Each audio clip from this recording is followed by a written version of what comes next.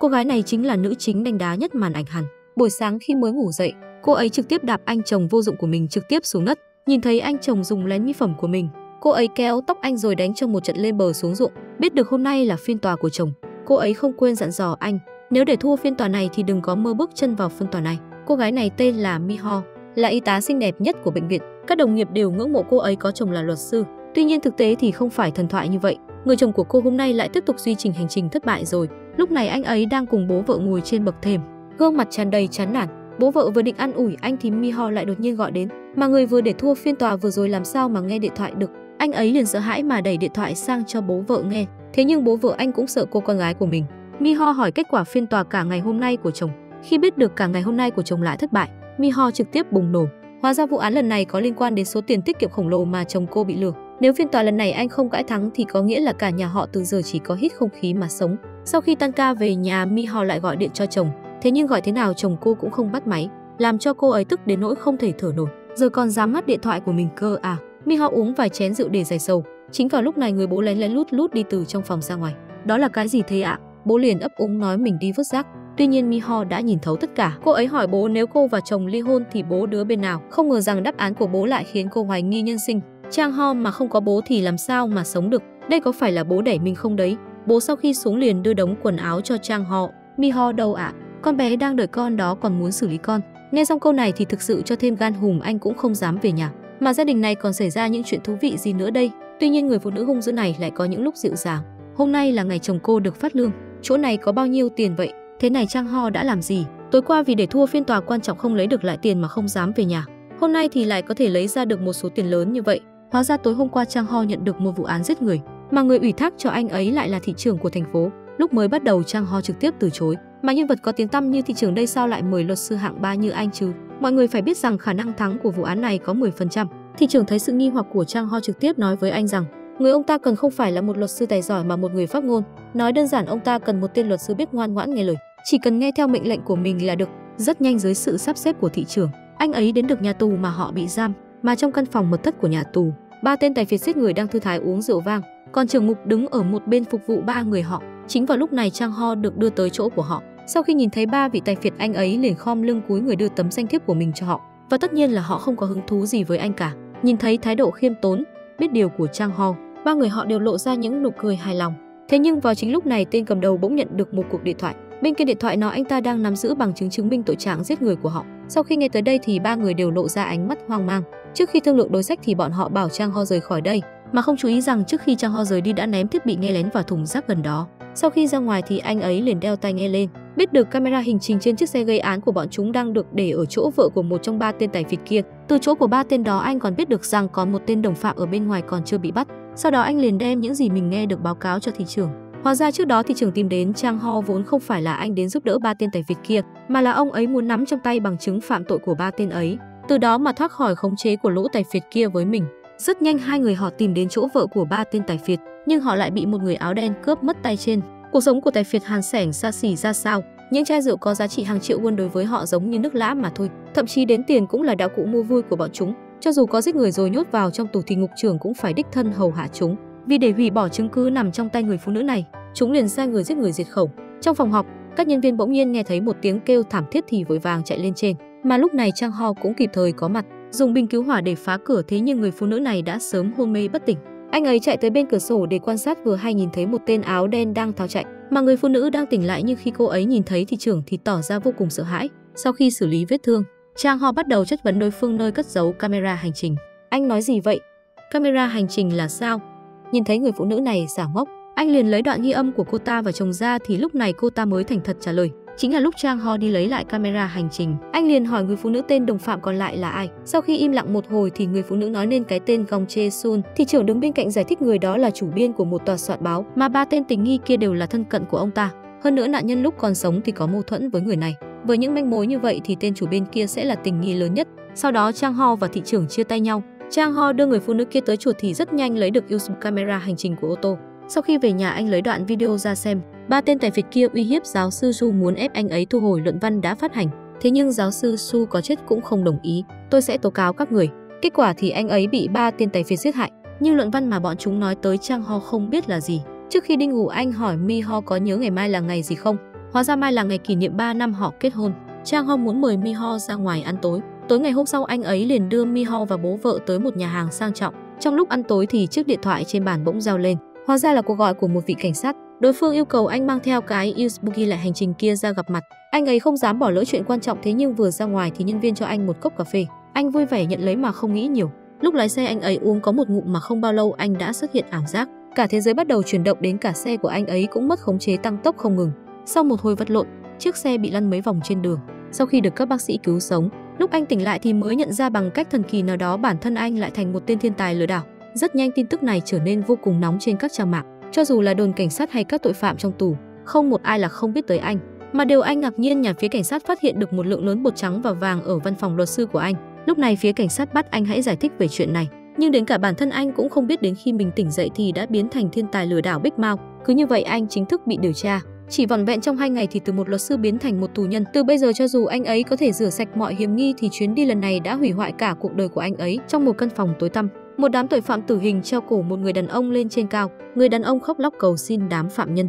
Tôi sai rồi, làm ơn tha cho tôi đi. Kết quả là anh chỉ nhận được nụ cười quỷ quyệt của chúng. Một tên phạm nhân đi ra từ trong đám người. Mặc cho anh cầu xin thế nào thì hắn cũng đá bay cái ghế dưới chân anh. Không có ghế dưới chân làm điểm tựa, anh chỉ thể đau đớn mà giãy giụa. Mà đám phạm nhân ở bên cạnh chỉ lạnh lùng nhìn cảnh tượng trước mặt. Một tai nạn bất ngờ đã khiến một chàng trai nằm trên bờ vực chờ đợi cái chết. Trên đường đi tới bệnh viện anh nhớ tới lời hứa mà mình đã nói với vợ. Cuối cùng đã trở thành điều nuối tiếc nhất không thể hoàn thành được nữa. Trong lúc mơ hồ khiến anh nhớ lại cái thời đại học không xa của mình. Khi đó trường tổ chức đại hội thể thao, người con gái anh thích thầm đang đứng làm nghi lễ trước mặt. Nhìn thấy nụ cười của cô đã khiến anh gục ngã hoàn toàn. Vì vậy, muốn thu hút sự chú ý của Krat, anh chuẩn bị kỹ càng để tham gia môn nhảy cao. Anh cầm chắc chiếc gậy trong tay rồi ra sức chạy tới mục tiêu. Thực ra vấn đề lớn nhất của cuộc đời tôi đó là chính tôi cũng không hiểu rõ bản thân mình. Chính trong giây phút quan trọng thì anh lại thiếu đi sự may mắn. Không ngờ chiếc gậy không may bị gãy ở không trung. Anh ngã rơi xuống điện thì đúng là trong cái rủi có cái may. Anh nhìn thấy nữ thần của lòng mình mang theo ánh nắng đi tới. Chúng ta ly hôn đi. Câu nói của vợ chính thức đánh thức Chang Ho đang nằm ở giường bệnh viện. Vừa mở mắt ra đã thấy vợ và bố vợ, điều này mới khiến anh thở phào nhẹ nhõm. Hóa ra mình vẫn sống, vợ cũng chưa ly hôn với anh. Tiếp sau đó anh mới nhớ tới vụ tai nạn nghiêm trọng tối qua. Vợ nói với anh chiếc xe đã bị báo phế, điện thoại cũng mất không thấy nữa. Chang Ho đã bảo vợ lấy điện thoại gọi cho điện thoại của anh. Lúc này đang ở trong xe mới rung lên thì thấy một người áo đen đang tìm gì đó trong xe của anh. Sau đó đã lấy chiếc USB rồi đưa xe của Chang Ho đến bãi báo phế. Vài ngày sau, Chang Ho dùng ánh sáng ma thuật của nam chính mà bình phục trở lại. Khi cả nhà chuẩn bị xuất viện thì cảnh sát điều tra đã tới. Lấy giấy bắt giữ Chang Ho thì có nghi ngờ anh có chất ma túy trong người trong lúc lái xe nên tạm bắt giữ anh về đồn. Mi-ho nhìn thấy cảnh sát đưa chồng đi thì vội vàng đuổi theo, bởi vì đã ở cùng anh nhiều năm như vậy nên đã rất hiểu rõ anh, nên cô chắc chắn anh đã bị hãm hại. Cô mở cửa nói với Chang Ho những lúc như thế này anh phải bình tĩnh tỉnh táo, không được tin bất cứ, chỉ được tin hai chúng ta mà thôi. Trong nhà tù, Chang Ho bĩnh tỉnh suy nghĩ, nhớ tới những lời đe dọa trước đó của Ji-hun đối với mình. Dường như anh đã biết được chân tướng phía sau. Vì vậy anh đứng lên bám vào thanh sắt lớn tiếng gọi muốn gặp thị trưởng Choi. Anh dường như đã quên những lời nói của vợ khi bị bắt. Cuối cùng ở một nơi không có ai, Chang Ho đã gặp được thị trưởng Choi. Vì kích động nên Chang Ho đã nói ra những suy nghĩ của mình. Nói ra Ji-hun vì muốn tiêu hủy chứng cứ mà muốn hãm hại anh. Nhưng thị trưởng bây giờ chỉ cần chiếc USB kia. Bây giờ nó đang ở cùng chiếc xe của mình, mà chiếc xe sau tai nạn thì đã được đưa tới chỗ báo phế ngay hôm đó. Vì vậy chắc chắn là do Ji-hun sắp xếp. Sao cậu ta lại biết trong xe của anh có USB? Cậu đã gặp Ji-hun sao? Xin lỗi, đợi sau khi kết thúc điều tra và được thả ra tôi sẽ giúp anh. Anh muốn tôi giúp anh, vậy chi bằng đi cầu xin Ji-hun cho nhanh. Thị trưởng. Cảnh sát điều tra đã phá vỡ bức tường trong phòng làm việc của Chang Ho và thu được rất nhiều tiền và vàng trong đó. Thậm chí còn dùng máy cưa cắt trần nhà thì tiền rơi xuống như mưa. Chang Ho cũng vì đó mà bị đi tù. Vừa tới nhà tù anh đã phải chịu sự đối đãi đặc biệt. Anh bị 3 tên tài phiệt trước đó đưa xuống tầng hầm. Sau khi bị đánh một trận no đòn thì họ dùng dây thừng treo anh lên không trung. Mặt anh lúc này đầy máu, nước mắt cũng đã rơi. Anh cầu xin 3 người tha mạng, nhưng 3 người dường như không muốn bỏ qua cho anh. Đã thế còn ra lệnh cho đàn em đạp ghế của anh ra. Trong lúc giãy giụa, Chang Ho không còn thở nữa. Anh bất động giữa không trung. Cậu ta chết rồi sao? Aigu, cậu ta chết rồi. Lúc này trưởng ngục quan sát camera lại nhận được điện thoại của Ji-hun. Ji-hun nói với trưởng ngục nhất định phải để Chang Ho sống lại, bởi vì anh ta là người đã lấy hàng nghìn tỷ của chúng tôi, vì vậy phải lấy lại mạng chó của hắn ta. Tên khốn. Trưởng ngục thấy vậy vội vàng đưa nhân viên y tế tới để cứu Chang Ho, sau đó nói thân phận của anh cho 3 người. 3 người ngạc nhiên chạy về phòng ra lệnh cho bác sĩ thế nào cũng phải cứu sống anh ta. Dưới sự cứu chữa tận tình của bác sĩ, Chang Ho cũng đã hồi phục nhịp tim. Lúc này không được vào thăm cũng đang ở ngoài cửa đã xem được tin tức chồng của cô là một con chuột đào tiền có tiếng. Hóa ra cái tên này vẫn luôn có tiếng trong cả nước. Anh đã từng giữ ngôi cao nhất trong giới xã hội đen, nhưng đến bây giờ vẫn chưa ai nhìn thấy mặt vì đã cướp tiền của những nhà tài phiệt trong một thời gian dài. Thần kỳ mà chỉ thấy đầu nhưng không thấy đuôi, vì vậy đã đặc biệt gọi anh là Big Mouth. Hơn nữa anh còn cướp hàng nghìn tỷ tiền mặt của một nhà tài phiệt đang bị phát lệnh truy nã. Bây giờ cảnh sát đang điều tra nơi anh ở để thu thập chứng cứ. Rất nhanh phóng viên như ong vỡ tổ kiếm lấy mật. Bố vợ anh thấy cảnh tượng này trong lòng đã lay động. Lẽ nào con rể ngốc nghếch của ông lại là con chuột lớn thật sao? Nhưng người vợ lại kiên định tin vào anh. Thông qua các phóng viên mà cô đã gửi lời nhắn tới anh. Chồng à, hôm nay em đã đi thăm anh mà không được cho vào. Trước khi chứng minh được sự trong sạch của anh, chúng ta sẽ chiến đấu đến cuối cùng. Vì vậy đừng quên chúng ta vẫn còn là vợ chồng. Thấy vợ nói những điều đó trên truyền hình, anh đã rơi những giọt nước mắt uất ức, xấu hổ rồi trùm chăn lại. Nghe thấy Big Mao bị bắt, mọi người đều bị chấn động. Cảnh sát vội vàng điều tra đột xuất với Chang Ho, hỏi số tiền hàng tỷ won của nhà tài phiệt anh đã để đâu. Nhưng Chang Ho lại giải thích anh vốn có phải là Big Mao gì đó đâu. Thậm chí cảnh sát còn mở máy phát hiện nói dối ra để tra hỏi anh. Cậu là Big Mao sao? Thấy thay đổi tên, cảnh sát vui mừng hỏi thêm. Trả lời tôi, cậu là Big Mao sao? Tôi không phải Big Mao. Đừng kích động. Nếu như đường thẳng biến thành đường cong thì cậu chính là thủ phạm. Nghe thấy Big Mao bị bắt, ai nấy cũng đều chấn động. Ji Hoon còn đi tới nhà tù nói với ba người bất luận thế nào cũng phải đảm bảo an toàn cho Chang Ho, cho tới khi mình lấy lại được toàn bộ số tiền kia mới thôi. Nhưng ba người tin tức kém vẫn cho rằng USB còn ở trong tay Chang Ho. Vì vậy họ vẫn muốn ép anh để xử lý chiếc USB đó, bởi vì chiếc USB giao cho tòa án thì họ rất nhanh sẽ bị phán xét. Lúc này ngục trưởng vừa xem camera vừa ăn lạc. Tình hình này rất thú vị. Một bên muốn giết cậu ta để sống, còn một bên không muốn giết cậu ta để lấy lại tiền. Lúc này thì trưởng Choi sau khi biết Chang Ho sau khi bị bắt thì vô cùng vui mừng. Vì không dễ dàng gì anh ta mới trèo lên được chức thị trưởng. Trước giờ bị bọn đập xuống ức hiếp, nhưng dù vậy thì anh vẫn luôn nhẫn nhịn. Bây giờ bọn họ luôn khiêu khích pháp luật. Chức thị trưởng của anh thế nào cũng bị họ làm liên lụy. Đến lúc đó anh sẽ bị lôi xuống. Bây giờ thân phận của Big Mao bị bại lộ thì sự chú ý của bọn họ sẽ không để ý đến anh nữa. Vẫn không thể tin được Chang Ho là Big Mao. Vừa điều tra là biết anh ta là công hay là chim sẻ rồi. Đừng phản bội tôi. Trưởng ngục lại chuẩn bị một bữa tối thịnh soạn cho phạm nhân, còn vui vẻ hỏi anh có phải Big Mao thật không. Nhưng Chang Ho lắc đầu phủ nhận, anh tuyệt đối không phải. Ai biết trưởng ngục lương thiện lại tắt nụ cười, rồi đi tới bên cạnh anh, đưa thằng nhóc này nhốt 5 ngày cho tôi. Kết quả trưởng ngục không sợ hãi nhốt anh 5 ngày. Trong căn phòng yên tĩnh, Chang Ho nhớ về vợ mình. Lần đầu tiên hai người chia tay là vì anh kiểm tra bị điểm thấp, chỉ có cô luôn bên anh, âm thầm giúp đỡ anh, cho tới khi anh thi vào tòa án rồi trở thành một luật sư, vốn nghĩ rằng sẽ có một cuộc sống vô lo vô nghĩ, nhưng giờ lại bị đến mức bị nhốt vào nhà tù như vậy, còn trở thành Big Mao chuyên đi lừa tiền. Vì vậy trong lòng anh lúc này cũng từ từ chuyển hóa. Nếu mọi người đã công nhận anh là Big Mao thì anh sẽ biến mình thành Big Mao trong mặt họ. Vì vậy từ khi đưa ra quyết định đó thì trời không sợ đất lại càng không. Trong giờ ăn cơm, anh bê khay thức ăn đến lão đại của nhà tù rồi để lên trên đầu ông ta. Mọi người đều ngạc nhiên cho rằng lão đại sẽ xử đẹp anh ta. Chang Ho lại dùng khay cơm đập liên tục vào đầu ông ta. Cũng không biết đập bao lâu, chỉ thấy đầu ông ta bị đập vỡ một khoảng rất lớn. Sau đó lão đại đã ngăn đàn em lại rồi bẻ gãy một chiếc đũa, nhưng không ngờ lại bị Chang Ho cho một đấm khiến lão đại ngất ra đất. Mọi người đều không dám tin, đến cả Chang Ho cũng không dám tin vào nắm đấm của mình, cũng không hề biết mình lại mạnh như vậy, vẫn là dựa vào cái tình Big Mao kia. Tiếp sau đó anh lại đi tới phòng tắm, đi tới trước mặt khiêu khích cái tên điên cuồng giết người hàng loạt kia, vừa khiêu khích vừa làm nhục anh ta. Ai biết anh ta đã lôi con dao đã giấu ra, nhưng Chang Ho dường như đã giải phóng bản chất của mình, cầm tay anh ta kề dao lên cổ mình và bảo hãy giết chết mình đi. Nhìn thấy tội phạm giết người hàng loạt rút dao lại càng khiến Chang Ho rút dao lại. Anh vừa đánh vừa chửi cậu ta, tôi không nên nhắc tới mẹ cậu, tôi xin lỗi. Lúc này cái tên Big Mao cũng hoàn toàn có tên trong nhà tù. Cuối cùng anh đến nhà ăn, đằng sau thì có một đám đàn em, thậm chí lúc lấy cơm vì cho anh quá ít, anh chỉ ngẩng đầu lên nhìn thì người đàn ông vội vàng cho anh rất nhiều thức ăn. Từ đó mọi người cũng bắt đầu sợ anh, bởi vì Big Mao có tiếng còn bị thần kinh không hề nhẹ. Nhưng Chang Ho nhìn thấy thái độ sợ hãi của họ lại thấy vô cùng thỏa mãn. Sau khi tất cả tù nhân trong nhà tù phục tùng anh thì anh vẫn chưa thấy hài lòng. Nhớ tới trước đó trưởng ngục động tới anh khiến anh nhớ tới chuyện gì đó. Vì vậy anh nhìn về phía camera, nghĩ ra cách buổi tối anh muốn vượt ngục. Trưởng ngục nhìn thấy có người muốn vượt ngục vội vàng ấn còi báo động. Tất cả cảnh sát đến bao quay anh nhưng cũng không dám làm gì. Đến cả có một tên đang ngắm bắn nhưng vẫn bị anh khiêu khích bắn đi. Lão đại mới của nhà tù với khuôn mặt ngây thơ vô số tội, anh dẫn theo một đám đàn em mới hùng hùng hổ hổ tiến tới. Phía cảnh sát quản ngục chỉ nhìn thấy đám đàn em theo sau lão đại mà trong tay xách theo những thùng đồ kỳ lạ, kiêu ngạo mà đi tới. Hãy nhìn mà xem, bên trong những thùng xô này là phân nặng mùi. Các cậu đang làm gì vậy? Chúng tôi rất đói, làm ơn cho chúng tôi thức ăn. Tự ý rời khỏi vị trí làm việc còn muốn đòi hỏi sao? Chang Ho nghe thấy cảnh cáo của quản ngục còn chẳng có gì là sợ hãi, ngược lại lấy thùng đựng đầy phần kia đổ lên đám người quản ngục. Mọi người vô cùng ngạc nhiên vây quanh Chang Ho, nhưng anh không dừng lại, anh tiếp tục đổ vào người quản ngục. Đến đây, ai có gan thì bước qua đây, tao sẽ đổ vào mồm người đó. Lại đây cho chúng tôi muốn ăn cơm. Mang cơm tới đây. Cảnh sát cai ngục mang họa vào thân rồi. Hóa ra trước đó Chang Ho chân chính vượt ngục thì nghe cả tay bắn tỉa đã lên đạn, chuẩn bị nổ súng, nhưng lúc này trưởng ngục nhớ tới lời Ji Hoon nói trước đó. Chang Ho là Big Mao, vì vậy tao phải lấy lại được tiền, nhất định phải giữ lại cái mạng chó của nó đấy, đồ khốn. Vì vậy trưởng ngục cũng không dám ra tay với Big Mao. Ông ta liền lấy bộ đàm ra lệnh cho cấp dưới dừng tay. Nhưng đối mặt với sự khiêu khích của Trang Ho, Trường Mục cũng không thể bỏ qua cho anh nữa. Vì vậy đã phân anh cấp thấp nhất của nhà tù. Những người ở đây không chỉ phụ trách xử lý phân của người trong nhà tù này, ngay cả cơm cũng chỉ có một chút. Mặc dù mọi người không cho anh làm việc nhưng anh vẫn muốn thành KPI của mình. Công việc thối khắm này giúp anh cuối cùng cũng bình tĩnh lại, suy nghĩ xem rốt cuộc là ai đã biến anh thành Big Mouth. Rốt cuộc là ai? Vì sao lại biến tôi thành Big Mouth?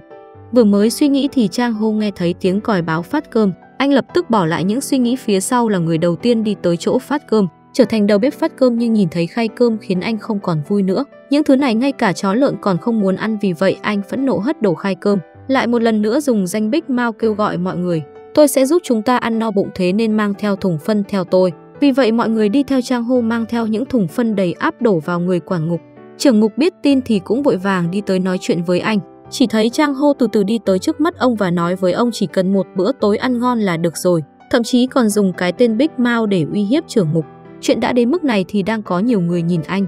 Nếu anh lùi bước thì cái tên Big Mouth này sẽ bị sỉ nhục rồi. Vì vậy tất cả mọi người đều nhìn thấy cuộc nói chuyện của hai người, lần lượt đoán xem ai sẽ là người nhượng bộ. Chỉ thấy trưởng ngục quay đầu và nói: hãy cho họ ăn cơm. Cái gì ạ? Giải tán. Cùng nhau đi ăn cơm thôi, lão đại đã giúp chúng ta rồi. Một phạm nhân đang ăn cơm trưa thì ngay cả cai ngục cũng phải cẩn thận với anh. Bởi vì Big Mouth này có chút thần kinh, chỉ cần hơi tí là muốn đổ phân lên người khác. Nhưng tên cảnh sát này vẫn cứng đầu làm ngắt bữa trưa của anh. Bởi vì vợ và luật sư của anh đang đến thăm anh ở ngoài. Vì vậy anh nhanh chóng đi tới phòng thẩm vấn. Nhìn thấy người vợ lâu không gặp của mình, Mi-ho còn ngửi thấy mùi hôi thối trên người anh. Vì vậy mà thương xót rơi nước mắt, cô không chê bai mà đi tới ôm lấy anh. Hai người ôm lấy nhau, người vợ còn nói nhất định sẽ tìm được chứng cứ giải oan cho anh. Nhưng Trang Ho vì lo lắng cho vợ nên lau nước mắt đã nói ra những lời dối lòng.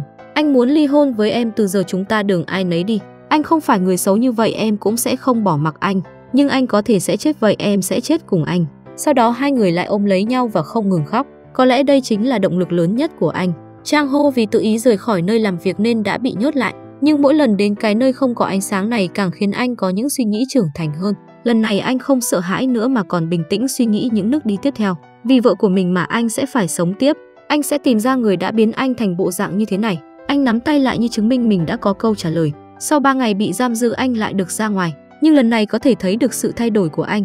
Anh có ánh mắt sắc bén cùng dáng đi tự tin. Nhưng anh chỉ vì đang đội mặt nạ khác mà thôi. Bắt đầu từ bây giờ tôi chính là Big Mouth thực sự. Có người vu oan cho anh là Big Mouth, vậy thì có người biết ai mới là Big Mouth. Vì vậy anh sẽ dùng cái tên Big Mouth này triển khai kế hoạch tiếp theo của mình. Bởi vì những chuyện làm trước đó đã giúp anh có một nhóm đàn em. Vì vậy anh đã lén lút nói cho đàn em đáng tin của mình. Anh muốn dùng năng lực của mình để thực hiện những nguyện vọng của phạm nhân ở đây. Nhưng chỉ có giới hạn trong 50 người nên anh muốn đàn em hãy lan truyền tin tức này ra ngoài. Vì vậy tin tức Big Mouth muốn giúp mọi người thực hiện nguyện vọng nhanh chóng được truyền đi khắp nhà tù. Trang Ho giúp mọi người là muốn càng nhiều người theo mình hơn. Bởi vì đối đầu với đối thủ bí ẩn thì phải chuẩn bị kỹ càng về binh lính mới được. Nhưng sau vài ngày đàn em báo lại cho Trang Ho hiện tại thì chỉ có 3 người đăng ký. Không có ai nghĩ Trang Ho có thể giúp được họ cả, với cả cũng có nhiều người đang quan sát anh. Trang Ho quyết định hoàn thành nguyện vọng của 3 người này trước. Chỉ có như vậy mới khiến người khác tin tưởng mình. Vì vậy anh bảo đàn em thông báo cho 3 người kia gặp nhau ở giáo đường nhà tù. Trong giáo đường Trang Ho mở cửa ra, anh thấy người đăng ký thứ nhất chính là trưởng phòng trong phòng anh, nhưng anh ta là người không tin anh chính là Big Mouth, nhưng bây giờ lại là người xuất hiện đầu tiên ở đây. Nếu như tôi tin cậu thì cậu thực sự giúp tôi đạt được nguyện vọng chứ? Nguyện vọng của anh là gì? Hóa ra ông có một người con gái, nhưng đột nhiên mất tích, thậm chí đã báo cảnh sát 1 năm rồi mà bên cảnh sát cũng không còn muốn đi tìm nữa. Ông hy vọng Trang Ho có thể tìm thấy đứa con gái của mình. Tiếp sau đó người đăng ký thứ hai cũng đã đến, phát hiện lại là phạm nhân đã bị chính anh đánh. Chàng trai đã từng liên tục giết 5 người này, mà lại không có sự gian ác nào mà lại có sự nhút nhát, dè dặt nói ra nguyện vọng trong lòng của mình. Có thể cứu mẹ tôi không? Hóa ra mẹ anh ta mắc bệnh máu trắng, đã làm phẫu thuật ghép tủy nhưng giờ bệnh tình lại tái phát cần ghép tủy mới. Nhưng phí phẫu thuật rất cao, anh vốn không lo được, vì vậy anh muốn Trang Ho cứu sống mẹ mình. Loại người như tôi chết cũng không tiếc, nhưng hãy xin cứu sống mẹ tôi. Hãy viết tên bệnh viện và số phòng của bà, bệnh viện K, khoa huyết học và ung bướu. Y tá vừa bước vào đã thấy bệnh nhân sùi bọt mép. Cô vội vàng đeo bình oxy và ấn nút khẩn cấp.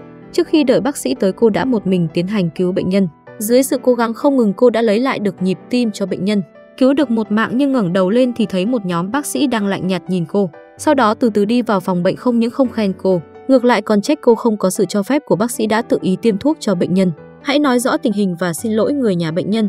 Dạ vâng, hãy dạy dỗ các người mới đừng để tình trạng này xảy ra một lần nữa. Đợi bác sĩ rời đi, y tá trưởng nói với cô, hóa ra người nhà bệnh nhân này đã ký đồng ý từ bỏ điều trị. Mà không chỉ có mỗi người nhà bệnh nhân này mà cả tầng 7 này đều đồng ý không muốn điều trị. Nói xong thì y tá trưởng lạnh lùng rời đi.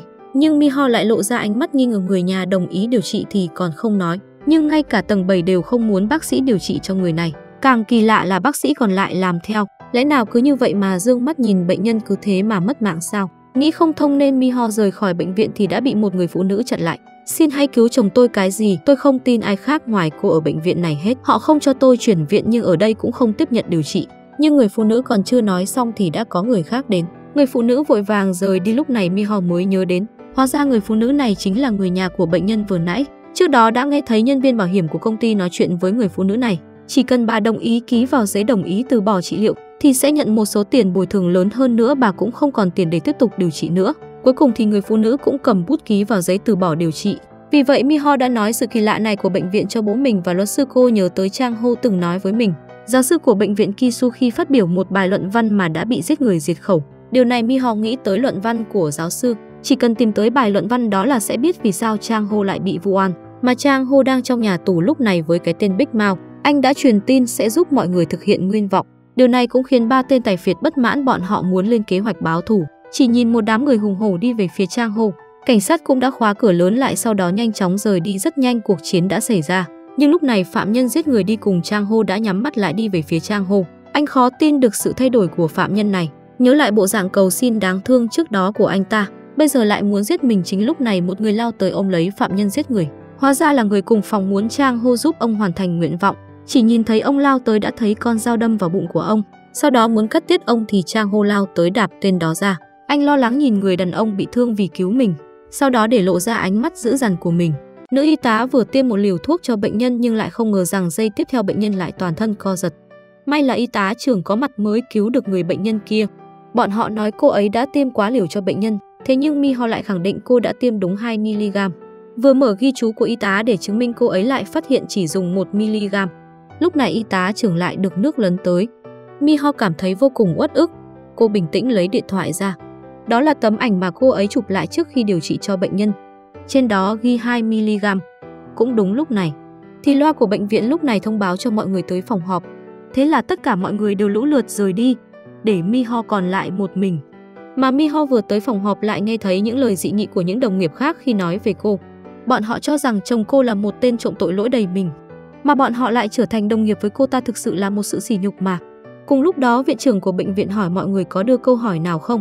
Mi-ho đứng trước dị nghị và hãm hại của đồng nghiệp càng có thêm dũng khí để xuất trận. Thế là cô ấy dứt khoát đứng dậy. Cô Go Mi-ho lựa chọn cách xuất trận đầy chủ động trước mặt tất cả mọi người. Tôi đang giữ luận văn chưa được công bố của giáo sư Su. Sau câu nói của Mi-ho thì không khí của cả hội trường lạnh như băng, bởi vì mọi người đều biết giáo sư Su chỉ vì phát biểu bài luận văn kia mới phải chịu số phận giết người diệt khẩu. Nhưng Mi-ho thà rằng để bản thân mình rơi vào nguy hiểm thì cũng phải làm rõ chân tướng, dụ rắn ra khỏi hang. Chính vào lúc cô ấy vừa xuống xe buýt, một người đàn ông kỳ bí nhắm vào cô ấy. Lúc Mi-ho chuẩn bị về tới nhà cuối cùng cũng cảm nhận được có người đang theo dõi mình. Thế là cô ấy liền dừng lại. Nhân lúc đối phương không chú ý, cô ấy liền chạy vào một con hẻm để ẩn nấp. Cô liều mạng để quan sát. Dọa chết con rồi.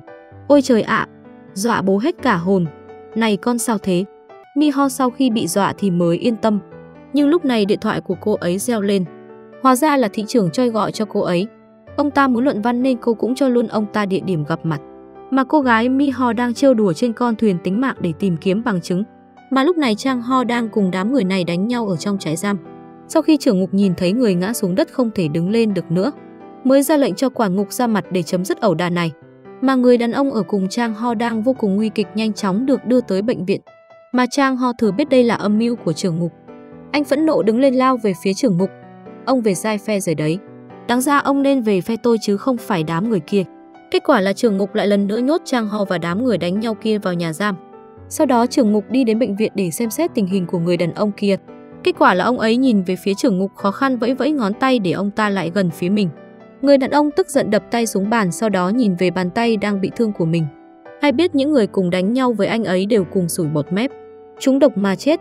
Anh ấy nhìn xung quanh để tìm bóng dáng tên Big Mouth. Là tên Big Mouth đó. Có lẽ hắn đang ở trong đám người này. Hắn đang rất gần với mình. Hóa ra trước đó mấy người này vì đánh nhau mà bị nhốt vào phòng biệt giam. Nhưng bỗng nhiên lại có một người chết ngay trong phòng biệt giam. Cho nên mọi người đang đồn đại rằng tên Big Mouth kia đang trả thù bọn họ. Bởi vì trong phòng biệt giam trống không thì lấy đâu ra dây thừng cho anh ta tự tử. Thế là đám người trong phòng biệt giam bắt đầu trở lên sợ hãi, thậm chí còn đập đầu vào tường đến mức chảy máu, để cầu xin quản giáo hãy thả bọn họ ra khỏi đây. Thế là dưới sự chỉ định của bác sĩ tâm lý mà mấy người này được thả ra ngoài. Thế nhưng vừa mới được thả ra ngoài, bọn chúng vui vẻ đến nhà ăn. Chính vào lúc chuẩn bị ăn cơm lại liên tiếp ngã xuống chết ngay tại chỗ. Mà những người này thì chính là những người từng đánh nhau với Big Mouth. Chỉ duy nhất còn mỗi tên phạm nhân tử hình là còn sống sót. Lúc này Big Mouth càng khiến mọi người sợ hãi. Có người nói Big Mouth chính là nhà ảo thuật kỳ quái, có thể điều khiển linh hồn của người khác để khiến những kẻ thù của anh ta tự kết liễu mạng sống. Cả trại giam đều bị nỗi sợ hãi mang tên Chang Ho ám ảnh.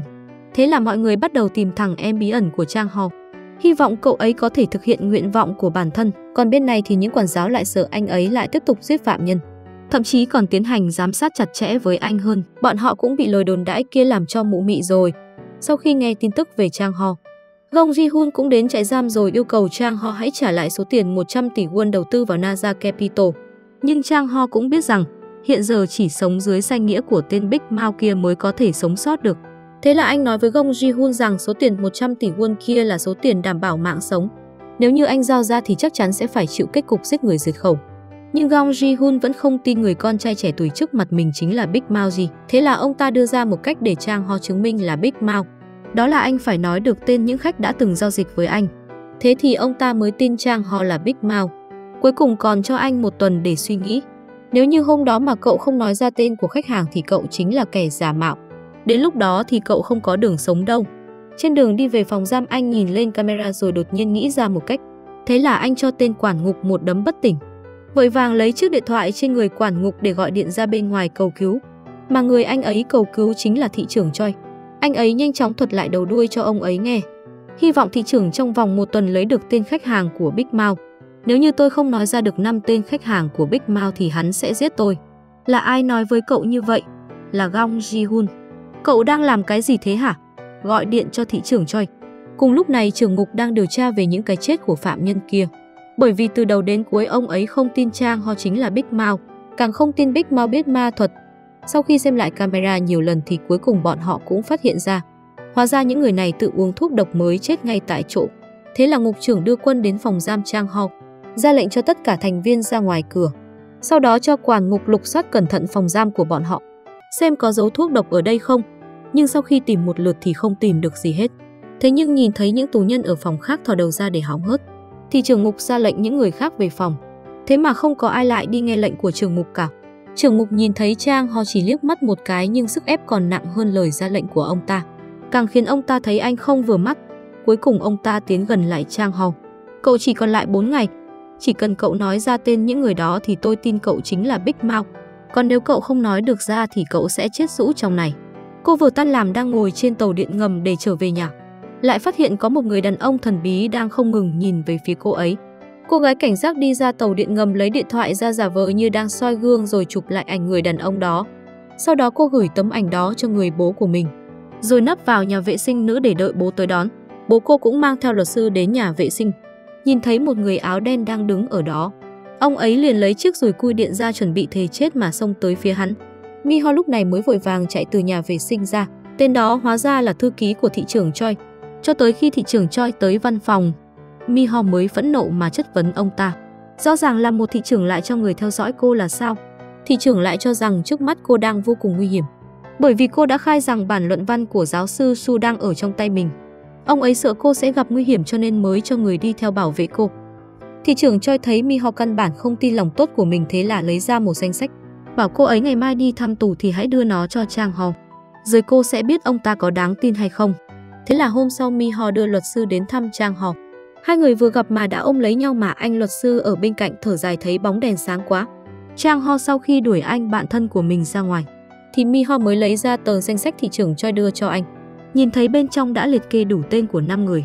Chang Ho như tìm thấy sự sống. Có tờ danh sách này thì mình chính là Big Mouth.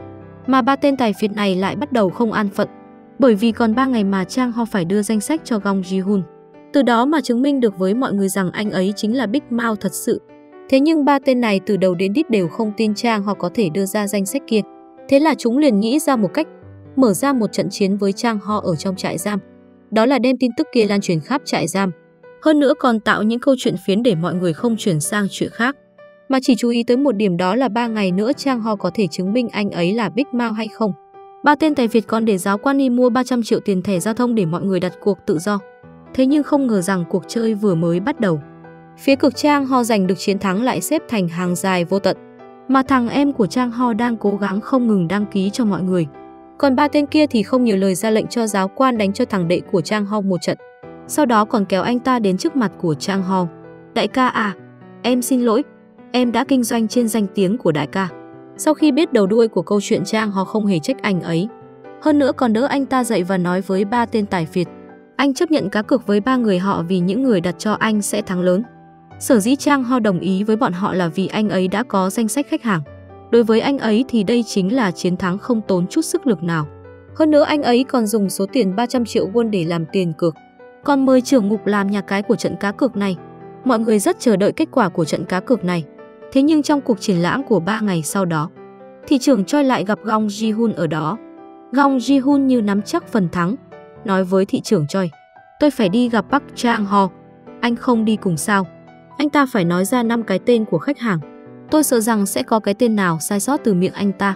Danh sách mà anh đưa anh ta là giả đó. Những cái tên đó là do tôi chọn bừa mà có đó. Sau đó mà tự tin vỗ vai thị trưởng Choi, rồi rời khỏi phòng triển lãm. Sau khi biết chuyện thì thị trưởng Choi gọi điện cho trưởng ngục. Nhưng trưởng ngục lúc này lạnh lùng tắt điện thoại đi, quay về nhìn 3 tên tài Việt đang nằm đó. Mà Chang Ho lúc này vẫn còn chưa biết gì hết, đang chờ đợi thời gian tiết lộ 5 cái tên kia. 5247 thời gian đến rồi, một vị luật sư luôn thua kiện trong các phiên tòa bỗng nhiên lại thành đại ca trong trại giam. Không chỉ để trưởng ngục sợ hãi, anh ta còn có kiếm được một đám đàn em phục tùng đi theo anh ấy.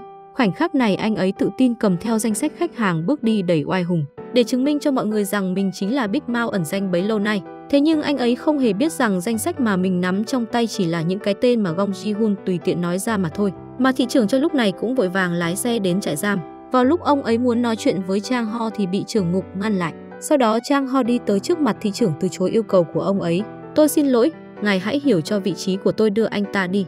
Gong Ji-hun để lộ ra nụ cười chắc chắn rồi nhìn về phía Chang Ho. Bởi vì Chang Ho chỉ cần viết ra danh sách giả kia thì có thể chắc chắn rằng anh ta chính là Big Mao giả mạo. Đến lúc đó không chỉ lột bỏ lớp mặt nạ của anh ta xuống, mà còn phải để anh ta chịu những nỗi đau sống không bằng chết. Một người chưa biết sự thật như Chang Ho thì vẫn vô cùng tự tin.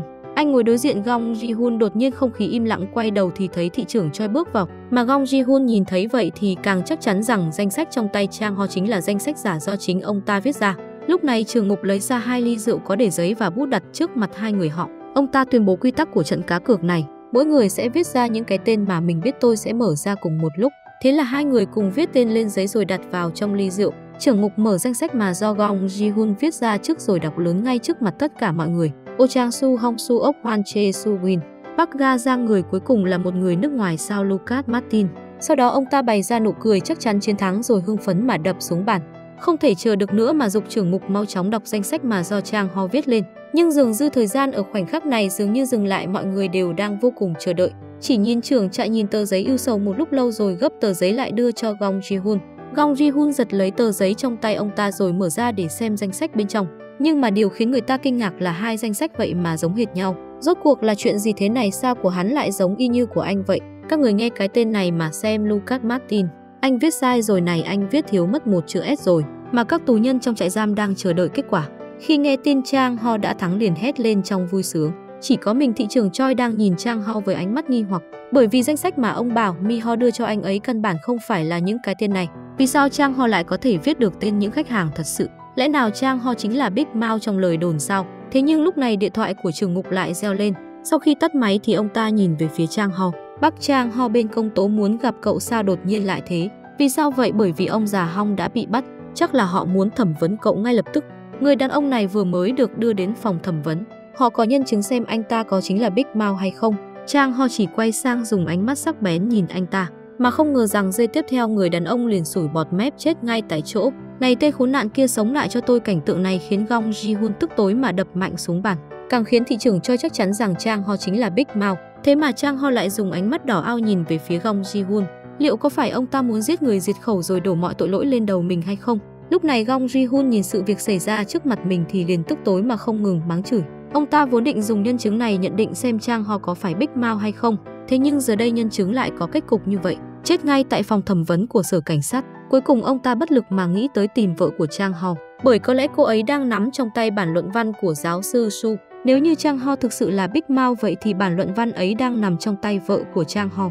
Đó chỉ là một lời nói dối, tôi đã hỏi lại cô ấy rồi. Nếu như không phải là nói dối thì sao cô ta là vợ của Big Mao, người phụ nữ nguy hiểm nhất thế giới, người chỉ đứng sau Park Chang Ho thôi đó. Thế mà một mình Go Ji-hun hẹn vợ của Chang Ho ra gặp mặt ở nhà hàng mà thị trưởng Choi đặt chiếc máy nghe lén ở đó để nghe trộm cuộc nói chuyện của hai người họ.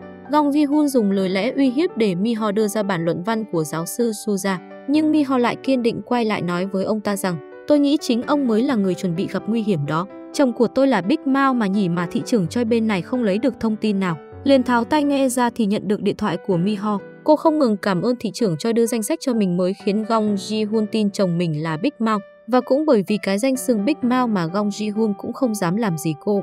Thế nhưng nghe lời này của Mi Ho lại khiến thị trưởng càng thêm nghi hoặc.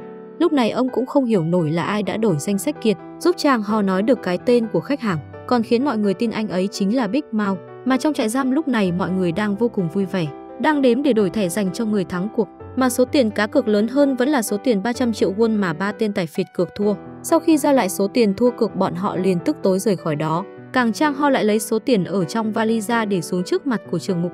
Đó là để mua chế độ phục vụ dành cho tài phiệt giống như ba tên kia, và đồng thời là những tù nhân ở bên trong đây một bữa ăn thịnh soạn. Đối mặt với chân lý, trưởng ngục lập tức phục tùng.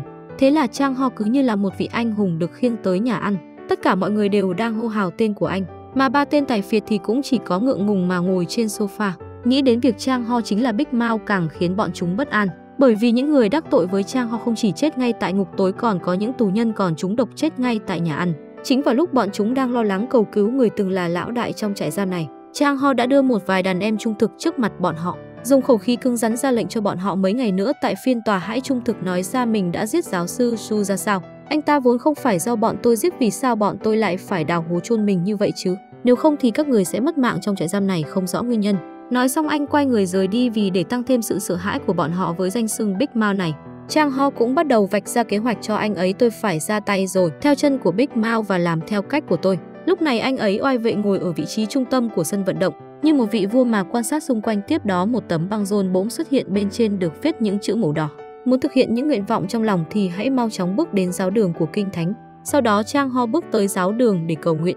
Chúa đã nói tên sẽ giao kẻ thù cho người tùy ý định đoạt, mà ngày đó chính là ngày hôm nay. Người đàn ông này rảnh rỗi đang ngồi trong nhà vệ sinh giải quyết nỗi buồn thì bỗng nhiên một xô nước lạnh đổ xuống thẳng vào đầu hắn. Anh ta vừa ngước đầu lên thì một sợi dây điện bỗng rơi xuống. Ba tên tài phiệt nhìn thấy Chang Ho như nhìn thấy cửa tử, sau đó liền sợ hãi mà tháo chạy. Còn hai người bên cạnh anh thì nhìn anh với ánh mắt ngưỡng mộ. Lúc này mọi người đều coi anh ấy chính là Big Mao, nhưng có lẽ anh ấy chính là Big Mao hay không thì chỉ có Chang Ho là người rõ nhất. Sau khi bị dọa cho vãi cả đáy thì ba tên tài phiệt tìm đến Gong Ji-hun cầu cứu, hy vọng ba người họ có thể chuyển đến trại giam khác. Nếu không thì dựa vào tính cách có phù phải trả như của Big Mao thì ba người họ phải bỏ mạng ở đây mất. Nhưng Gong Ji-hun nói với bọn họ rằng cho dù có chuyển đến trại giam khác thì sẽ vẫn mất mạng như chơi, bởi vì tổ chức của Big Mao đã được bố trí khắp Hàn Sẻ. Ít nhất ở đây còn có sự bảo vệ của ông ta và trưởng mục. Nói xong, dưới sự dẫn đường của quản ngục, Gong Ji-hun rời khỏi trại giam. Thế nhưng lúc này ông ấy phát hiện ra Chang Ho đang oai phong ngồi ở bậc thang. Chang Ho hỏi Ji-hun vì sao mà phá hỏng quy tắc uy hiếp vợ của anh. Lẽ nào ông ta không biết đây chính là quy tắc không thể phá bỏ sao? Nghe thấy hai chữ quy tắc, Gong Ji-hun liền quay lại nói cho Chang Ho rằng có lẽ ở trong trại giam thì anh ấy chính là Big Mao, có thể hô mưa gọi gió, mà ở ngoài thì lời nói của Gong Ji-hun mới là quy tắc. Lúc này Gong Ji-hun nhận được điện thoại của vợ. Bà tức tối hỏi ông ta vì sao tặng cho bà loài hoa chỉ dành cho người chết. Là do cậu tặng sao 34 đóa cúc trắng. Cô ấy 34 tuổi đúng không? Nếu như anh còn động đến Mi Ho nhà tôi thì tôi sẽ tặng cho anh món quà đáng sợ nhất trên thế giới này.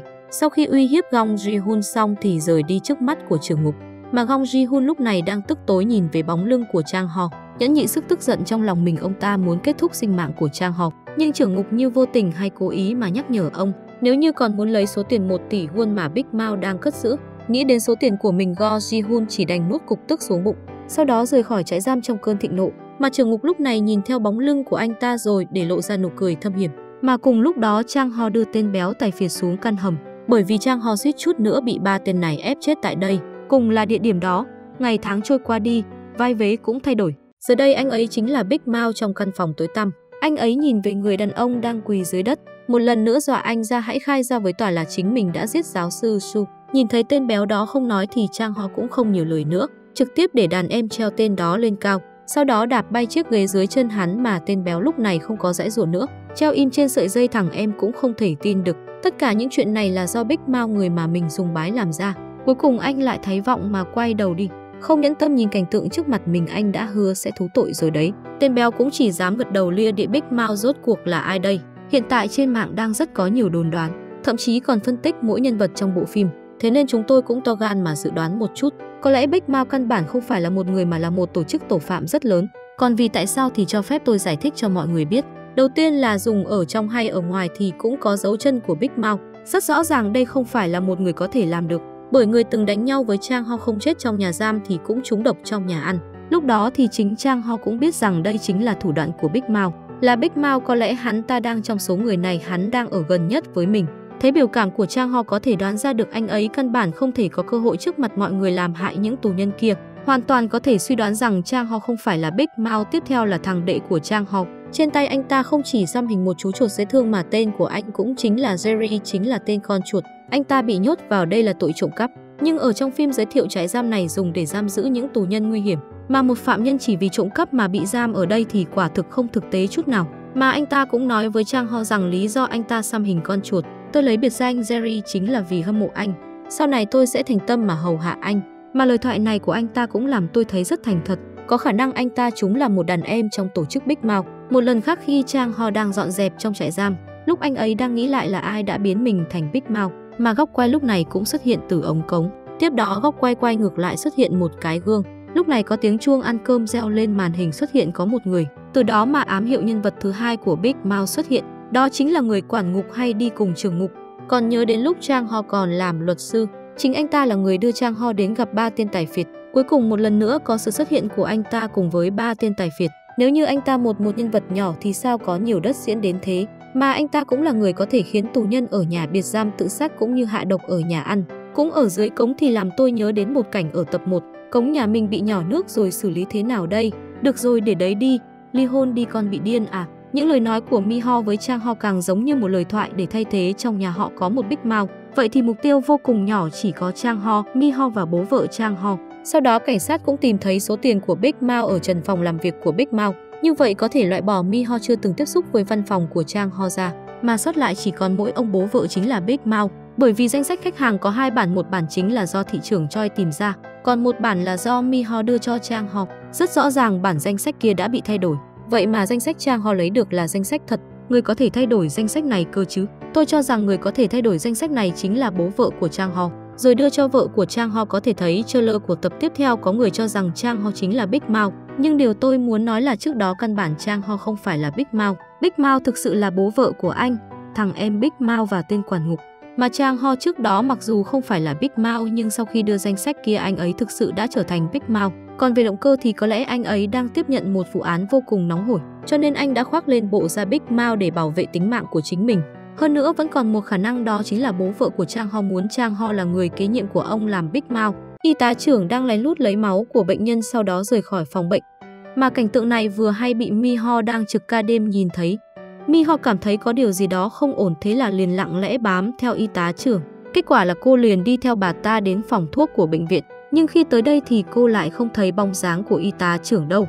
Lúc này đột nhiên nghe thấy tiếng động phát ra từ bên ngoài. Cô lập tức trốn vào một góc. Ra đây đi, y tá gâu Mi Ho. Sau khi Mi Ho bị phát hiện thì tiện tay bê ngay khai khẩu trang ở bên cạnh rồi nói với viện trưởng rằng mình chỉ tới đây lấy khẩu trang mà thôi. Thế nhưng viện trưởng lại đưa nhân viên giám sát camera tới để lật tẩy lời nói dối của cô. Tôi đã nhìn thấy trong camera, ngoài cô ra thì tôi chưa thấy ai đi vào đây cả. Nếu như cô còn làm ra chuyện như thế này nữa thì tôi sẽ đích thân đuổi cô ra khỏi bệnh viện. Sau khi đuổi Mi Ho ra ngoài, viện trưởng lại lần nữa dặn dò nhân viên giám sát camera, cho dù thế nào cũng không được tò mò về căn phòng này, càng không được đi vào căn phòng này. Cuối cùng viện trưởng nhìn lên căn phòng đằng sau tấm poster kia. Ngày hôm sau, thị trưởng Choi lại tìm tới chỗ Mi Ho nói với cô ấy câu chuyện của mình. Vào lúc ông ấy rất nhỏ, bố ông ấy đã làm một nhà máy in ấn. Rồi một ngày bố của ông ấy thế mà vướng phải pháp luật. Sau đó bố ông cũng không ngừng kháng cáo muốn chứng minh sự trong sạch của mình. Nhưng kết quả vẫn là thất bại thảm hại, cuối cùng thì bố ông mặc bệnh rồi qua đời. Thế nên ông ấy mới quyết định theo ngành luật muốn giúp đỡ những người giống bố ông ấy. Thế nhưng ông ấy vừa bước vào ngành công tố viên mới biết được chân tướng sự thật. Hóa ra mỗi khi trời mưa bố ông ấy lén lút đổ nước thải ra sông 3 năm liền. Lúc đó ông ấy còn cho rằng mình là người không may mắn. Bây giờ cô mới là người không hạnh phúc nhất thế giới. Park Chang-ho, anh ta thật sự là Big Mouth. Danh sách mà ông ấy đưa và danh sách Chang-ho viết hoàn toàn không giống nhau. Cho nên ông ấy không hy vọng Mi-ho giống mình rơi vào trong bóng tối. Giống như ông ấy đã từng bị chính bố mình lừa gạt. Sau khi nghe chuyện này, Mi-ho không dám tin vào tai mình nữa nên rời khỏi đó. Ngồi trên chiếc xe buýt về nhà, Mi-ho liền nhận được cuộc gọi của bố. Biết được Chang-ho vậy mà đã trả được khoản nợ 1 tỷ won ở trong tù. Mà tin tức này càng khiến Mi-ho trở nên dao động. Cô ấy đau lòng nhớ lại những chuyện đã trải qua cùng Chang-ho. Dù thế nào cô ấy không chấp nhận được chồng của mình lại là Big Mouth. Một nhóm y tá xinh đẹp đi vào trại giam. Điều này khiến các tù nhân ở trong tù trở nên vô cùng hưng phấn. Bọn họ lớn tiếng phát ra những tiếng hét còn không ngừng đập lên hàng rào sắt. Trong nhóm y tá này lại có cô vợ của Big Mouth. Lúc này quản ngục nhìn thấy Mi-ho là nhớ đến người vợ từng đi thăm Big Mouth. Thế là quản ngục liền đi tới phòng giam của Chang-ho, nói với anh là vợ anh đã đi đến trại giam làm tình nguyện viên. Sau khi nghe thấy người vợ lâu ngày đến trại giam thì bất giác nở nụ cười hạnh phúc. Tiếp đó anh liền bảo quản ngục mở phòng giam ra. Anh ấy muốn đi tắm rửa cho sạch sẽ để xuất hiện trước mặt người mình yêu. Sau đó là một kiểu tóc ngầu lời các đàn em cũng chuẩn bị quần áo cho anh ấy. Dặn dò xuống dưới hôm nay ai mà dám làm loạn thì tôi nhất định sẽ không tha cho hắn. Em đã dặn dò mọi người rồi, hôm nay chị dâu tới thăm. À đúng rồi, 3 tên tài phiệt giờ ở đâu? Chang-ho vì muốn cùng vợ vui vẻ gặp mặt mà đã vô tình cho 3 tên tài phiệt kia vào phòng biệt giam. Hôm nay ba anh hãy ngoan ngoãn ở trong này.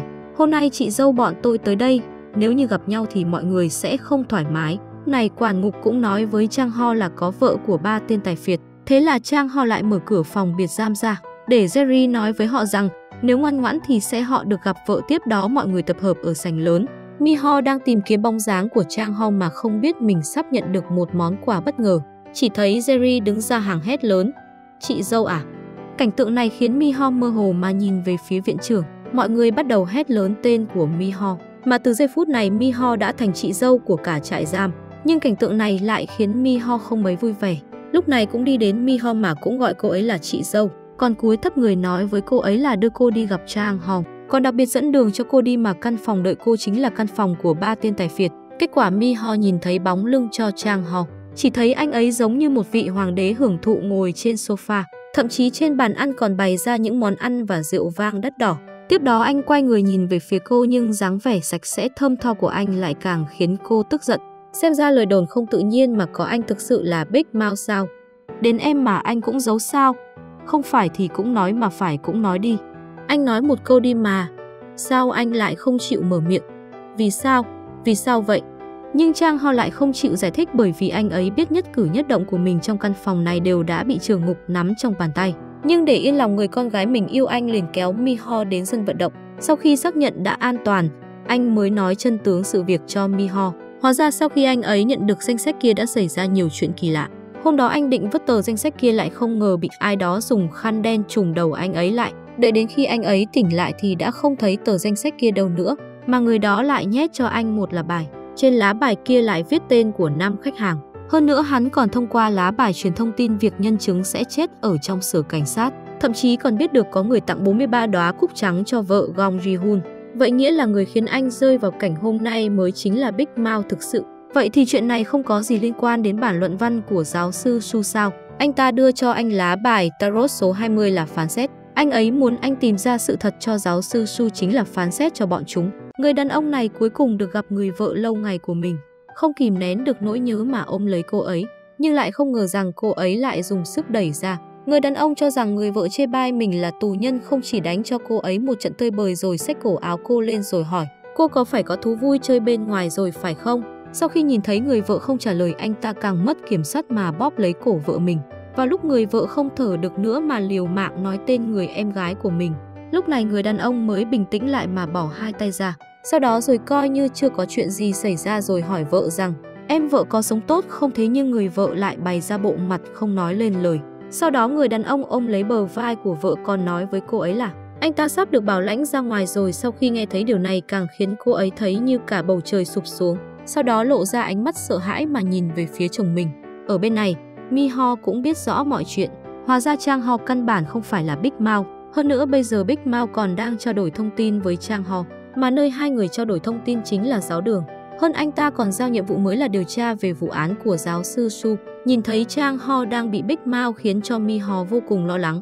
Thế là cô quyết định cùng Chang Ho sát cánh bên nhau. Cô ấy sẽ lo chuyện tìm bản luận văn của giáo sư Su, còn Chang Ho thì tìm ai mới là Big Mouth thực sự để tránh đến chuyện Chang Ho bị người khác lợi dụng dẫn đến bất lợi cho anh ấy.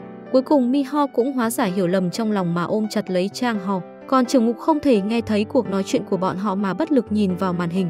Cô ta không đi làm tình nguyện đi, đến đây phát cơm chó làm gì chứ. Lúc này Mi Ho và đồng nghiệp bê đồ trở về thì thấy đồng nghiệp bỗng nhiên quỵ xuống. Lúc Mi Ho ngồi xuống hỏi thăm thì thấy vết đỏ trên cổ cô ấy. Sau khi biết được cô ta vừa mới gặp mặt chồng đã biến thành bộ dạng như thế này. Thế là lúc trên đường trở về Mi Ho không ngừng bảo cô ấy hãy đi nhờ sự giúp đỡ của hội bảo trợ. Nhưng mà cô ta nói Mi Ho đừng có mà lo chuyện bao đồng.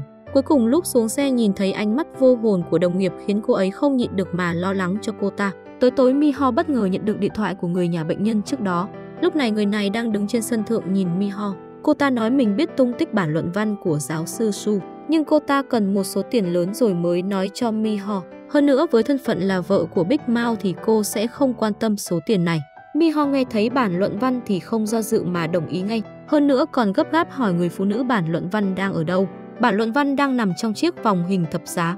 Chiếc vòng đó đang nằm trong tay của ai, đang nằm trong tay trong người phụ nữ. Người phụ nữ đó là ai? Alo, cô có nghe thấy tôi nói gì không? Mi Ho kinh ngạc nhìn thấy mọi chuyện xảy ra trước mặt mình. Sau đó cô ấy chạy đến chỗ viện trưởng thì nhìn thấy chiếc vòng hình thập giá. Sau đó cô ấy nói nội dung với người đã chết kia cho viện trưởng. Hơn nữa còn yêu cầu kiểm tra chiếc vòng cô của viện trưởng. Mà viện trưởng cũng không do dự mà đưa cho Mi Ho kiểm tra. Sau một hồi kiểm tra thì Mi Ho cũng không phát hiện bất cứ bí mật nào trong sợi dây chuyền này. Nhưng Mi Ho không chịu khuất phục mà về nhà nói chuyện này với bố và luật sư. Sau đó lật lại những đoạn phỏng vấn của viện trưởng xem dây chuyền có giống như hiện tại hay không. Nhưng sau khi kiểm tra kỹ càng thì cô lại thấy vô cùng thất vọng.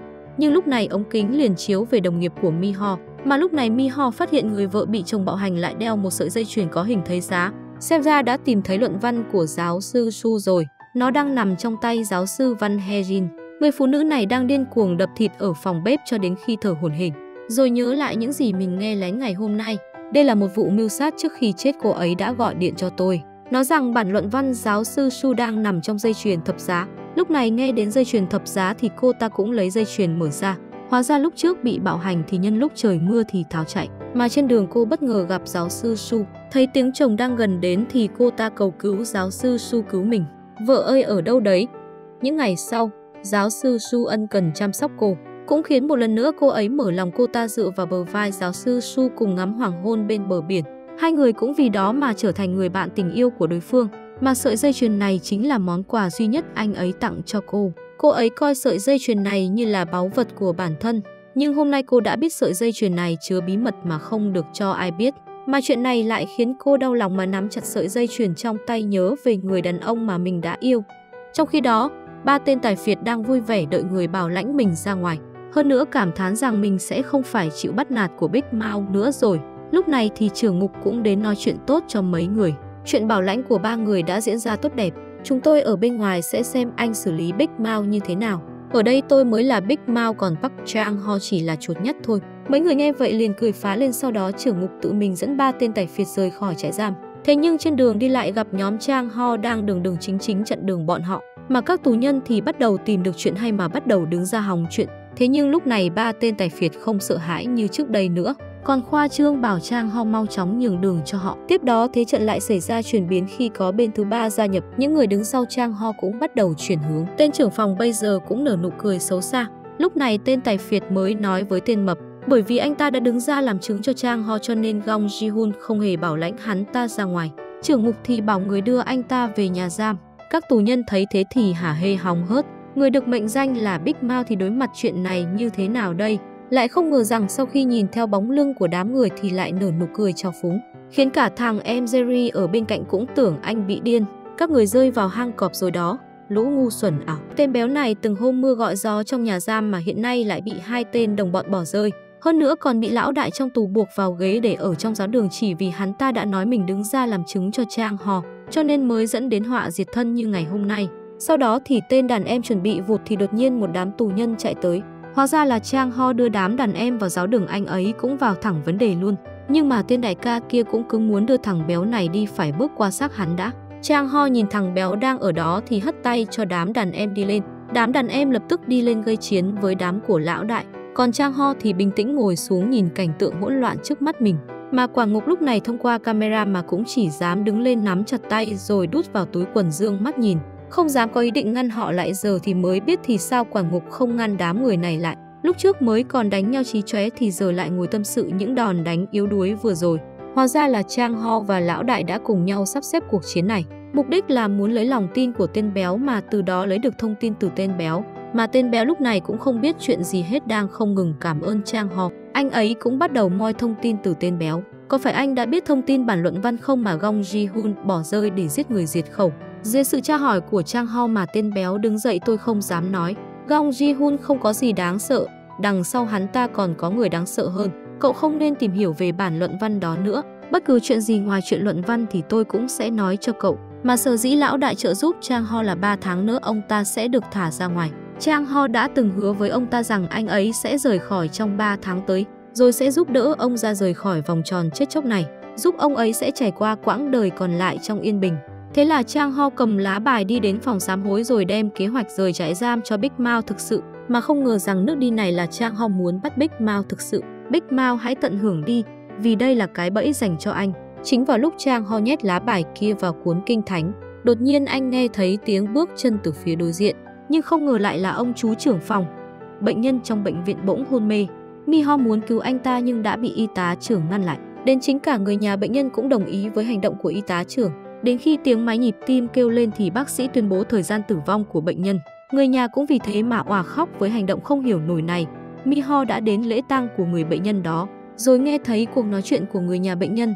Cảm giác có gì đó không đúng nên lúc ban đêm liền đi đến nhà xác. Cô ấy to gan lấy chút máu của bệnh nhân mà tiến hành xét nghiệm. Mà sau khi Mi-ho thuận lợi lấy máu của bệnh nhân, vừa ra khỏi nhà xác thì lại bắt gặp viện trưởng dẫn theo người chặn đường lại. Viện trưởng ra lệnh cho 2 y tá phía sau đi lên cướp túi của Mi-ho. Thế nhưng họ lại không phát hiện bất cứ điều bất thường nào. Thậm chí kiểm soát toàn thân nhưng vẫn không thu được gì. Chính vào lúc không khí ngượng ngùng thì thị trưởng Choi đến chỗ này.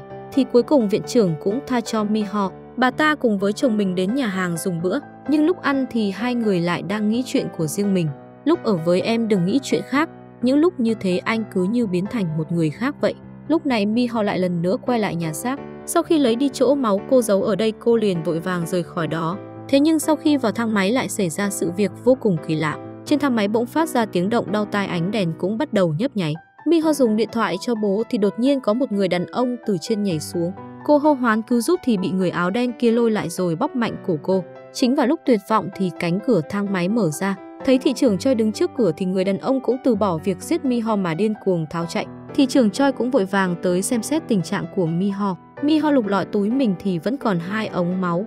Đó có lẽ là lời giải cho luận văn của giáo sư Su. Quay trở lại, Chang Ho lúc này cũng thở phào nhẹ nhõm.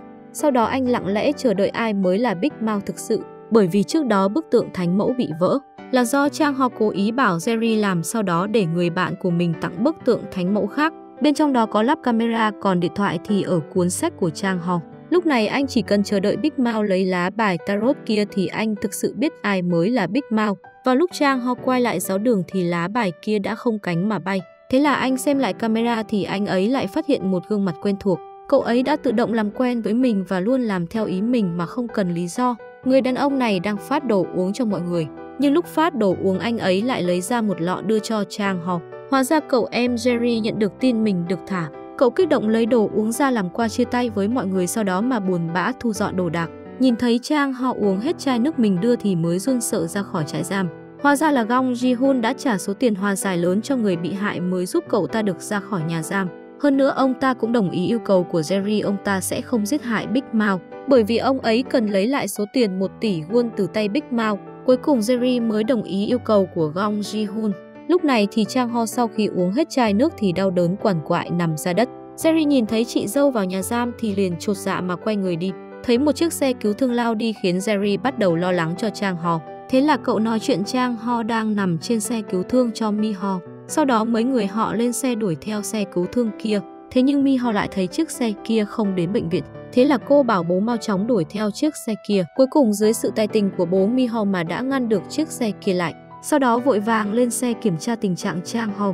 Dùng mình là y tá mà yêu cầu cảnh sát cho mình cùng đi đến bệnh viện với Chang Ho. Cuối cùng cô ấy thuận lợi đưa chồng mình đến bệnh viện mình làm. Sau khi thấy Chang Ho không có gì đáng ngại thì cô mới nhớ cậu em Jerry. Thế là cô liền bày tỏ sự cảm ơn với cậu ấy. Lúc này thì có tên cảnh sát đến phòng bệnh của Chang Ho. Hắn lấy vân tay của anh ấn lên một tờ tài liệu, sau đó lau sạch dấu vết rồi rời khỏi phòng bệnh. Cuối cùng hắn đưa tập tài liệu kia cho Gong Ji-hun. Gong Ji-hun nhìn thấy dấu vân tay của Chang Ho mới hài lòng cho tên cảnh sát kia rời đi. Mà Chang Ho lúc này tỉnh lại sau cơn mê thì người đầu tiên anh nhìn thấy chính là vợ mình. Sau đó anh dùng ánh mắt yêu thương nhìn về phía vợ mình. Anh giờ chỉ muốn quay về cuộc sống bình thường, cùng xem tivi, cùng nói chuyện, thỉnh thoảng búng vào trán đối phương. Nhìn thấy người chồng đáng thương của mình, Mi-ho đau lòng mà ôm lấy anh ấy. Nghe thấy tiếng hét bên ngoài của quản ngục thì cô ấy mới lưu luyến rời đi. Thế nhưng Chang Ho cũng nắm chặt tay lại, anh thề rằng sẽ lôi Big Mao từ bóng tối ra. Bởi vì chính là Big Mao thì mới ra tình cảnh như hiện tại. Không chỉ vô cớ thành phạm nhân mà còn không được ở bên cạnh vợ mình. Tiếp đó trên đường trở về trại giam, anh bắt đầu nghĩ lại về cậu em Jerry vô cớ mà hạ độc mình.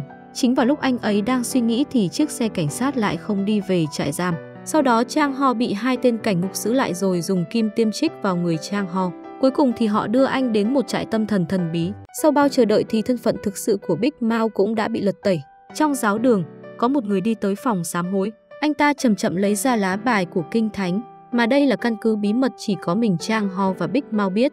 Lúc này Chang Ho nhẹ nhàng đi đến phía sau người đàn ông. Anh nắm vai hắn ta nhưng khi quay đầu lại thì hắn đã đeo một cái mặt nạ trắng xóa. Không hỏi được thì xảy ra ẩu đả và Chang Ho hỏi anh ta có phải là Big Mao. Cuối cùng thì Chang Ho đẩy anh ta xuống đất và lột mặt nạ ra. Nhưng đằng sau mặt nạ kia lại là chính mình đang nở nụ cười quỷ dị. Ống kính vừa chuyển thì Chang Ho tỉnh lại sau cơn ác mộng. Anh ấy đang bị nhốt trong một căn phòng cho bệnh nhân thần kinh trắng xóa. Chang Ho cố gắng giãy giụa khỏi mấy cái đai thì lúc này y tá trưởng cũng đi vào cho anh một mũi tiêm. Hơn nữa còn bày cho anh một bàn ăn nhưng không cho ăn. Còn không cho anh ấy ngủ khiến anh mệt mỏi ngất đi. Mà bọn họ làm thế là để khi tinh thần anh kiệt quệ. Mà lúc này Gong Ji-hun đang cùng công tố viên ở phòng bên cạnh đang chuẩn bị một loại thuốc mới. Đó là một loại khiến bạn chỉ có thể nói thật nếu không muốn đau đớn. Tiếp đó Chang Ho đang bị giày vò khiến mặt mày không còn thần sắc. Gong Ji-hun lúc này bước vào lấy loại thuốc đặc biệt kế tiêm cho Chang Ho. Chang Ho ngay lập tức rơi vào cơn đau. Trong cơn đau anh dường như lại trở lại giấc mộng kia. Đột nhiên có một con chuột đến giường bệnh của anh và nó cũng dường như đã tìm được thủ lĩnh của mình. Thế là nó bày tư thế phục tùng trước Chang Ho mà Chang Ho cũng vui vẻ chào hỏi nó. Thế nhưng giây tiếp theo xung quanh anh toàn là chuột khiến anh sợ hãi nhìn thấy Chang Ho bị giày vò như vậy. Gong Ji-hun biết đã đến lúc rồi thế là hỏi anh số tiền 100 tỷ won kia đã ở đâu. Nhưng Chang Ho lại mơ hồ nói mình không biết rồi hắn lại hỏi anh có phải là Big Mao không thì anh vẫn trả lời không biết. Thấy chưa có được đáp án của mình muốn thì Gong Ji-hun tiêm thêm cho Chang Ho một liều nữa.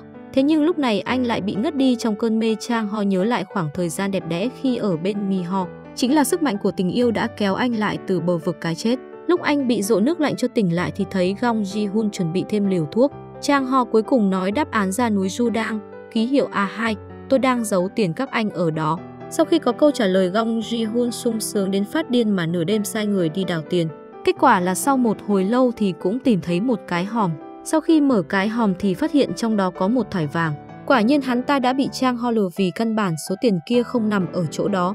Một người đàn ông đã đào nó lên rồi để vào căn phòng để xác. Sau khi trở về mà Gong Ji-hun mặt mày nhem nhuốc chất vấn Chang Ho. Nhưng mà Chang Ho cũng bất ngờ khi mình chỉ nói bừa địa điểm ra. Sao lại ở đó lại có vàng thật là Big Mao? Chang Ho lúc này chắc chắn rằng Big Mao đang giúp đỡ mình. Thế nhưng lúc anh nói ra địa điểm thì căn phòng chỉ có 3 người họ. Không quan tâm nữa, anh tin rằng mình đợi thêm một chút nữa thì Big Mao sẽ đến tìm mình.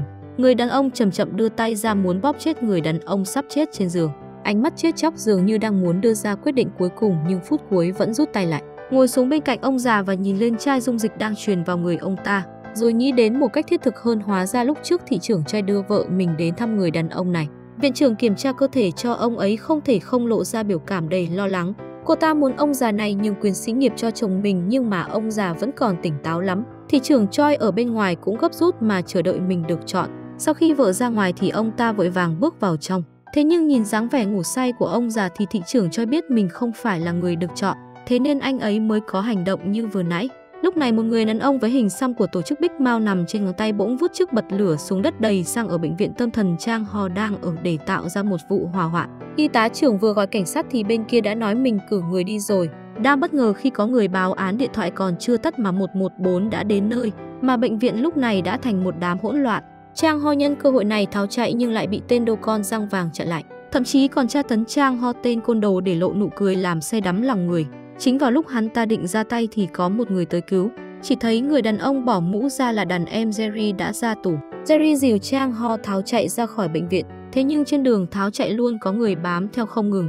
Jerry dùng tuyệt chiêu xoay 180 độ tuyệt đối, sau đó đạp ga bỏ chạy mới cắt đuôi được tên này. Cuối cùng Jerry đưa Chang Ho đến một nơi vắng người rồi dừng lại. Anh còn chưa hỏi ra chuyện gì thì Jerry đưa anh một chiếc chìa khóa rồi bảo anh hãy trốn khỏi chỗ này đi.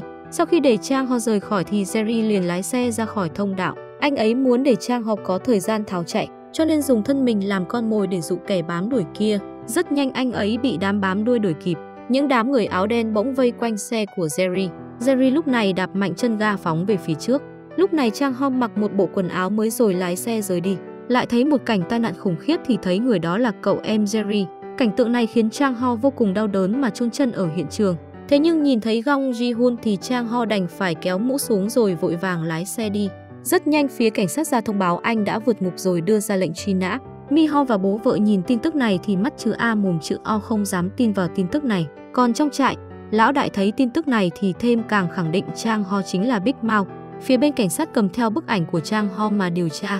Đến khi soi đến Chang Ho mà khiến anh chuẩn bị cầm tay ga mà vút. Nhưng không ngờ anh lại được cho qua mà anh cũng căn bản không biết người cảnh sát đó. Anh cũng vội vàng rời khỏi trạm kiểm soát của cảnh sát. Lúc này phía sau tai tên cảnh sát có hình xăm của Big Mouth. Sau khi thoát khỏi thì Chang Ho dựa theo điện thoại mà đến một căn phòng an toàn. Bình tĩnh được lại, anh nhớ đến Jerry thì bất giác đánh rơi chai nước. Chang Ho trong nghĩ mình sẽ không giống Jerry mà bị lợi dụng. Anh sẽ không chết như thế. Anh cũng cảm ơn Jerry đã chứng minh mình là một người xấu. Lúc này Mi-ho biết chồng mình bị truy nã thì không thể yên tâm nổi. Tình hình hiện tại phải nhanh chóng liên lạc với Chang Ho. Đột nhiên người bố ở bên cạnh an ủi khiến cô nghĩ ra một cách vô cùng hoàn hảo. Thế là ngày hôm sau cô bắt đầu hành động. Mi-ho đưa bố và luật sư cùng một đám phóng viên tới bao vây công tố viên chuẩn bị đi làm lại. Rồi chất vấn ông ta chồng của cô không hề vượt ngục mà đây là một vụ bắt cóc. Vì sao sau khi chồng cô bị bắt cóc lại bị vụ oan thành vụ vượt ngục? Đứng trước Mi-ho thì công tố viên cũng không yếu lý khi cho rằng hành động của Chang Ho là vượt ngục. Thế nhưng Mi-ho không chỉ làm vậy, cô đưa bố và luật sư đến văn phòng làm phiền ông ta. Thậm chí lúc ông ta đi vệ sinh cũng không ngừng bám giết lấy. Mà Chang Ho lúc này cũng biết chuyện Mi-ho đang làm vì mình. Dường như cảm thấy Mi-ho đang cố liên lạc với anh. Cũng trong giây lát mà hiểu mục đích của vợ mình. Thế là anh đến căn nhà bỏ hoang gần văn phòng công tố mà nhìn vợ anh. Lúc này Mi-ho bị màn hình quảng cáo thu hút. Chỉ nhìn thấy một người đàn ông đang dùng đơn bảo hiểm để cầu hôn con gái. Điều này khiến cô bất giác nghĩ tới cảnh tượng Chang Ho từng cầu hôn mình. Cô lập tức hiểu ra, thế là gọi ngay số điện thoại có trên màn hình. Cuối cùng hai người họ đã liên lạc được với nhau. Trong cuộc điện thoại, Mi-ho biết được Chang Ho đang ở tháp đồng hồ nhìn mình. Điều này khiến cô càng đau lòng vì anh. Vì họ rõ ràng không sai gì cả mà giờ chỉ có thể dùng cách này để gặp nhau. Nghe thấy tiếng khóc của Mi-ho mà Chang Ho nói từ giờ đến lượt anh cầm chuôi dao. Ở bên này, ba tên tài phiệt đang chuẩn bị đưa ra lời biện hộ cho mình lại nhìn thấy tin tức của mình giết giáo sư Su khắp các trang mạng. Điều này khiến chúng vô cùng lo lắng mà cầu cứu sự giúp đỡ của Gong Ji-hun. Thế nhưng Gong Ji-hun lại nói mấy người đừng lo lắng. Ông ta đã xử lý mọi chuyện ổn thỏa rồi. Rất nhanh đến ngày ba tên tài phiệt ra tòa. Một đám lều báo ngay lập tức săn đón ba người như minh tinh. Trước câu hỏi của đám lều báo thì họ nói rằng hãy đợi kết thúc phiên tòa sẽ biết đáp án. Sau câu nói này thì ba người bước nhanh vào tòa án. Cùng với sự xuất hiện của thẩm phán, buổi kêu gọi vô tội này bắt đầu. Thế nhưng chúng không biết rằng bên ngoài cũng đang có một buổi trực tiếp theo dõi phiên tòa này. Thậm chí buổi xét xử này còn thu hút một lượng lớn dân cư mật đẩy sự việc lên hot search. Tiếp đó ống kính của buổi livestream hướng về phía nhà kho. Chỉ nhìn thấy bóng lưng của một người đàn ông đang đi về phía ánh nắng mặt trời. Tôi sẽ cho mọi người biết kết quả của cuộc thẩm phán ngày hôm nay. Đây là buổi livestream dự đoán phán quyết của tòa án. Chang Ho oai vệ ngồi trước ống kính để đoán kết quả của buổi phán quyết vụ án ba tên tài phiệt giết hại giáo sư Su. Sau đó anh còn giới thiệu với các dân cư mận rằng hiện trường buổi phán quyết ngày hôm nay, nếu là một công tố viên chính nghĩa, thì công tố viên Choi thì sẽ phải đưa ra chứng cứ giết hại giáo sư Su của ba tên tài phiệt, nhưng công tố viên Choi không hề làm vậy. Ngược lại, hắn còn cố gắng đưa ra những quan điểm dễ dàng bị bác bỏ để chứng minh rằng ba tên tài phiệt hoàn toàn vô tội. Những phán đoán của Chang Ho vừa được đưa ra liền nhận được vô số những bình luận phản bác và không phục. Nào biết rằng lúc mọi người định công kích anh thì Mi-ho ở buổi phán quyết đã gửi tình hình ở đó tới buổi livestream. của Trang Ho và thông báo với các quần chúng ăn dưa về tình hình vụ phán quyết và dự đoán về Big Mouth khớp đến 100%. Vì vậy, những lời phán quyết của công tố viên đã được tường thuật lại không thiếu một chữ. Ở trong livestream của Trang Ho, khi nghe được tình hình của tòa án, mọi người đều cảm thấy vô cùng kinh ngạc, rồi không ngừng bình luận sùng bái Big Mouth. Thế nhưng Trang Ho lại nói với mọi người rằng anh ấy không phải là một nhà tiên tri, việc anh ấy có thể nói ra lời của công tố viên Choi là vì chuyện này chính là kịch bản mà bọn chúng đã chuẩn bị từ trước. Công tố viên và nhóm 3 tên tài phiệt chỉ là đang diễn theo kịch bản mà họ đã biên soạn từ trước, bởi vì họ đã bàn bạc từ sớm. Phiên tòa hôm nay phải rửa sạch mọi tội trạng cho 3 tên này, mà việc chúng đang cấu kết với nhau dường như đang biến mọi người thành kẻ ngốc vậy. Kể từ khi bắt đầu, bọn chúng đã thao túng tất cả. Tên chó chết kia lập tức đi tìm hắn về cho tôi. Tiếp đó Trang Ho còn nói với cộng đồng mạng về chân tướng sự thật đằng sau vụ án giáo sư Su. Đó là một chiếc USB của camera hành trình đã ghi lại toàn bộ hành vi giết hại giáo sư Su. Chỉ cần nội dung đó được công bố lên là có thể chứng 3 tên tài phiệt là hung thủ giết hại giáo sư Su. Lúc này, Gong Ji-hun đeo tai nghe được lời nói của Trang Ho, lập tức ra hiệu cho công tố viên tạm hoãn buổi phán quyết. Sau đó, Gong Ji-hun tức tối rời khỏi tòa án. Lúc này ông ta bỗng nhớ tới yêu cầu của Jang Hee-jin. Cho dù thế nào đi chăng nữa không thể để bản luận văn của giáo sư Su rơi vào tay của Trang Ho. Ngay sau đó, ông ta bắt Trang He ký tên vào đơn ly hôn. Rõ ràng tôi đã nói rồi, tôi sẽ không ly hôn. Vậy thì giết tôi đi, giết tôi đi. Này, mày hãy tỉnh táo lại cho tao, tên mập này. Nếu như bản luận văn đó rơi vào tay Big Mouth thì mày chết chắc đó.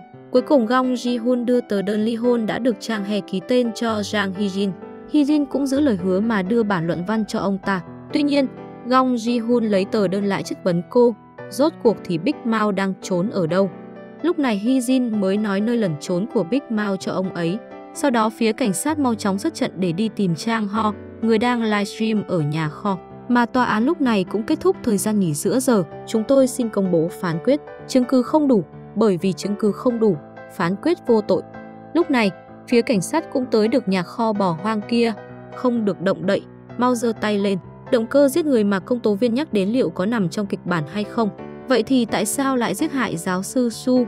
Bản luận văn, người đàn ông lấy chiếc camera ẩn rồi ngậm vào trong miệng. Sau khi cắn vỡ nó còn vứt xuống đất rồi giỗng.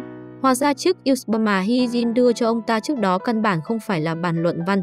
Gong Ji-hun tức tối mà chất vấn cô ta. Rốt cuộc bản luận văn của giáo sư Su đang nằm ở đâu?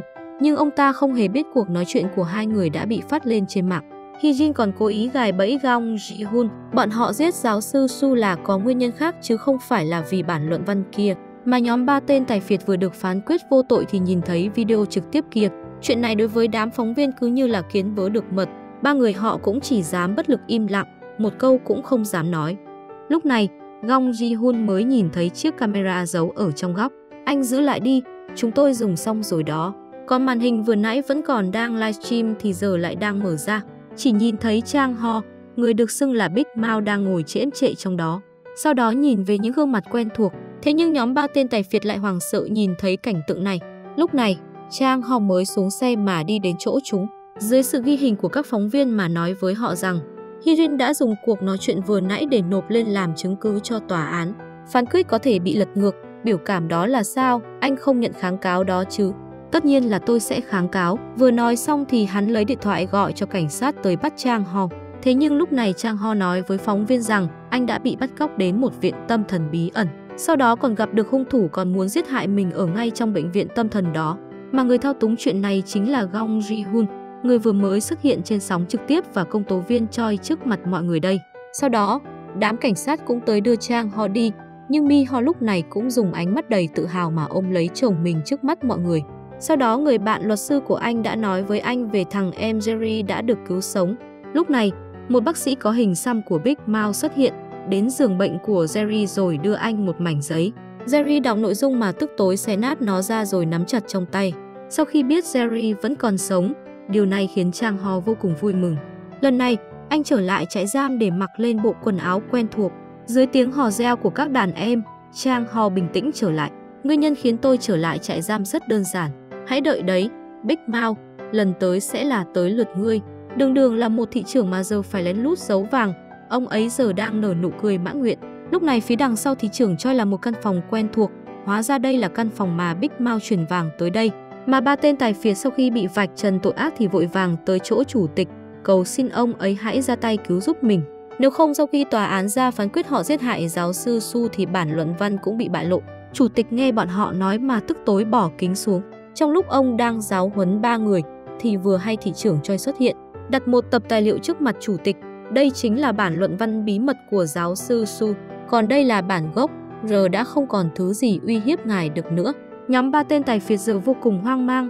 Thế là 3 người chặn thị trưởng lại chất vấn ông sao lại làm thế. Nhưng thị trưởng Choi lại khuyên 3 người hãy mau chóng tự thú mà nhận được khoan hồng. Sao cứ bắt chúng tôi tự thú, chính anh cũng là đồng phạm cơ mà. Hóa ra sau khi giết hại giáo sư Su, người mà 3 tên tài phiệt gọi không phải là Gong Ji-hoon mà là thị trưởng Choi. Lúc này ông tức tối mà ấn còi xe. Sau khi bình tĩnh lại thì bảo thư ký mau chóng tạo thành một vụ tai nạn giao thông. Nhưng lúc này, thị trưởng Choi thay đổi mặt mà đổi mọi tội lỗi lên người 3 tên tài phiệt. Thậm chí tên ngu xuẩn Gong Ji-hoon còn công bố bản luận văn kia trước mặt công chúng. Những chuyện này đều là ông ta phải tự tay đi xử lý. Giờ chứng cứ đã được ông ta làm sạch sẽ. Hiện tại ông ấy không sợ 4 tên đần độn này chuyên đi tạo rắc rối nữa. Một khi đắc tội với chủ tịch thì cuộc đời mấy người sẽ kết thúc từ đây. Muốn sống thì hãy nghe lời tôi. Tới tối, chủ tịch ngồi một mình trong sân vườn đem bản luận văn đốt cháy thành tro. Lúc này thì viện trưởng cũng đến bên cạnh chủ tịch. Lão chủ tịch nói, lúc trước đã định để lại cho cô ấy nhưng giờ cô ấy phải hỗ trợ cho thị trưởng Choi. Nghe lời nói của chủ tịch khiến viện trưởng không dám tin vào mắt mình. Trước đây cô có cầu xin thế nào thì chủ tịch cũng sẽ im lặng, thế mà hôm nay lại chủ động muốn chồng cô thành người thừa kế. Lúc này thị trưởng Choi đến chỗ đầy vàng cầm bản photo bản luận văn kia, thậm chí còn một bản USB khác. Hóa ra trước đây thị trưởng Choi nói với chủ tịch chỉ là giả dối, hôm nay ông ấy lại giấu bản luận văn và USB ở nơi đầy vàng này. Chỉ thấy lúc này ông ấy giơ ngón cái ra, thậm chí quản ngục cũng dùng ký hiệu này, có lẽ hành động này mang ý nghĩ sâu xa nào đó.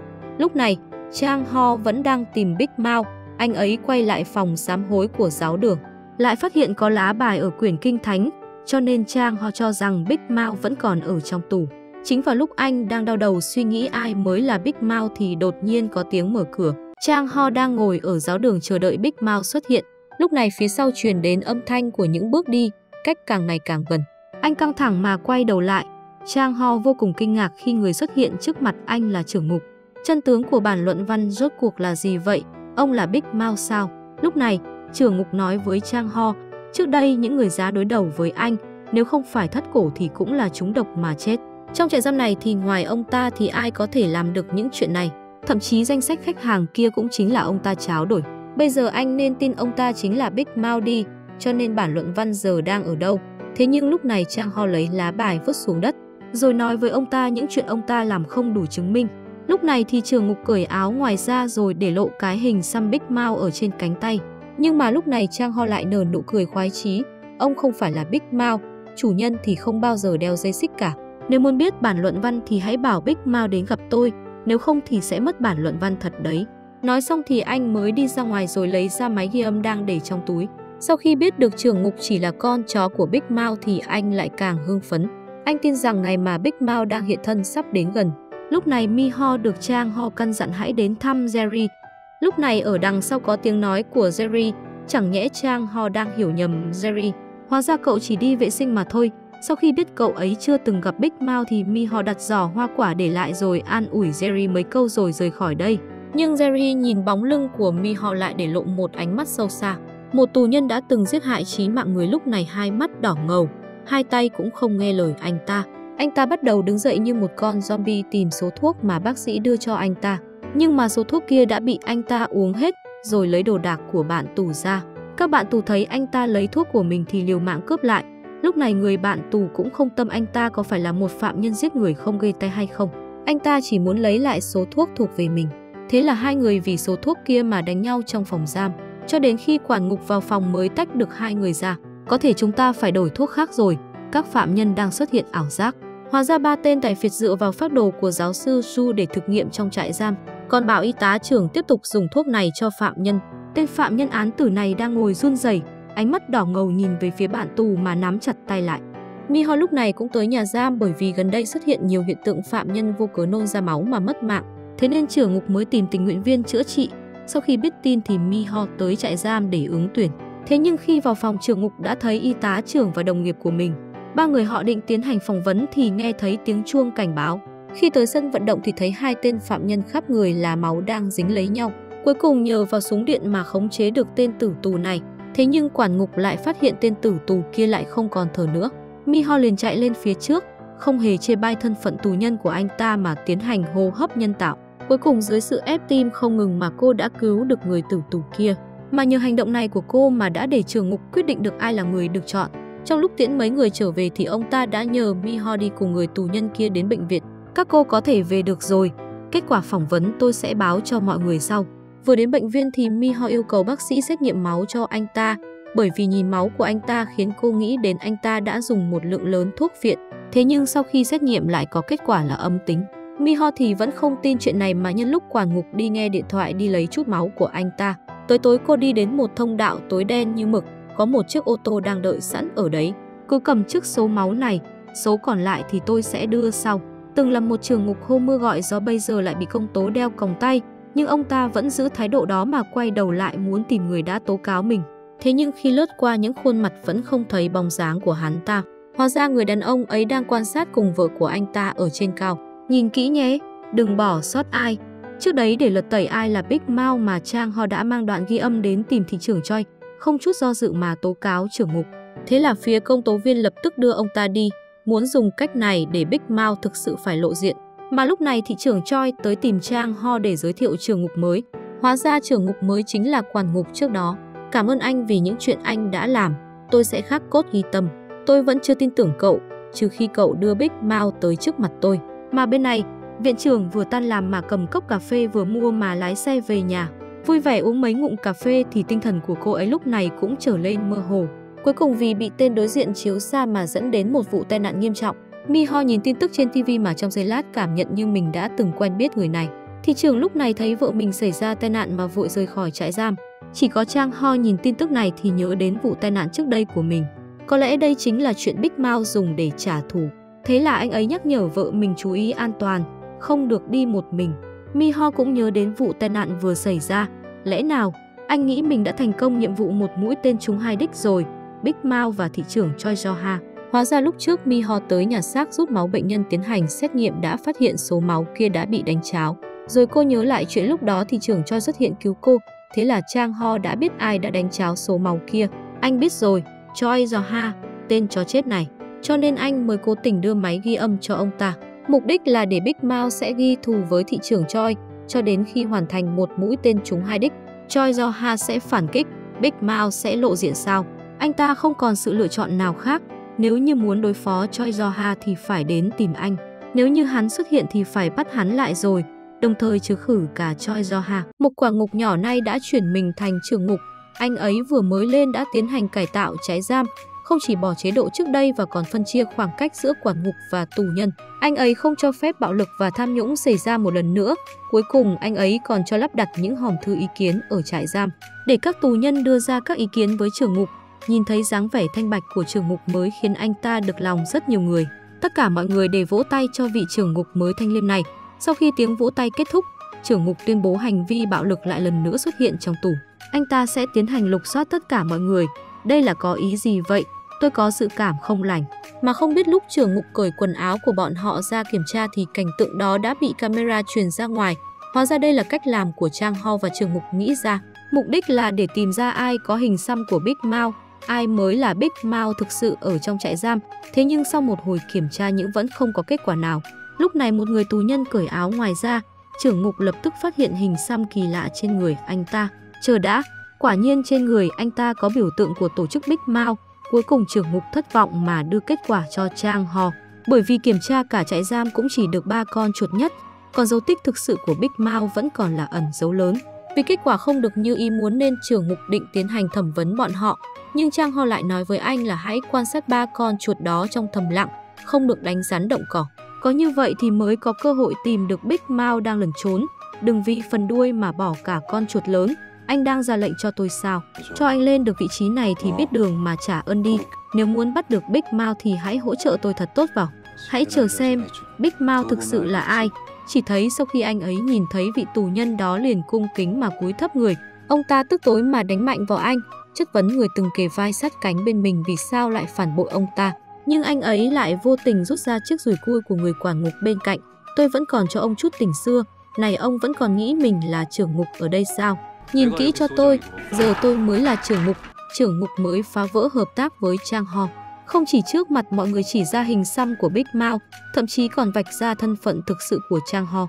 Số 5247, người mà chúng ta vẫn luôn tin tưởng là kẻ giả mạo, Big Mao thực sự vẫn đang lẩn trốn ở trong đây. Hóa ra mục đích của trưởng ngục là muốn hủy hoại thể diện của Chang Ho, để anh ấy không nhận được sự kính trọng của mọi người nữa, càng sẽ không có người vì Chang Ho mà phục tùng nữa. Có như vậy thì anh ta mới không thể chỉ tay 5 ngón với mình nữa. Tiếp đó anh ta còn nói với mọi người, từ bây giờ sẽ bắt đầu chế độ quản lý nghiêm ngặt, không chỉ cắt giảm thời gian ăn uống mà còn gấp đôi thời gian lao động, cho đến khi bắt được Big Mao thực sự mới thôi. Anh ta còn cho Chang Ho lên giàn lửa. Mọi người có bất cứ thông tin nào về Big Mao thì đều có thể tìm tới Chang Ho. Mà mục đích của trưởng ngục cũng dễ dàng mà đạt được. Tất cả mọi người đều bất mãn mà nhìn về phía Chang Ho, bởi vì anh ấy không chỉ lừa gạt mọi người, mà còn vì bắt được Big Mao mà làm ảnh hưởng thời gian của mọi người. Cuối cùng mọi người tức tối đánh cho tên trưởng ngục trước đây ngã lăn quay xuống đất. Sau đó nắm cổ áo của hắn lên mà trấn vấn, Big Mao thực sự đang ở đâu?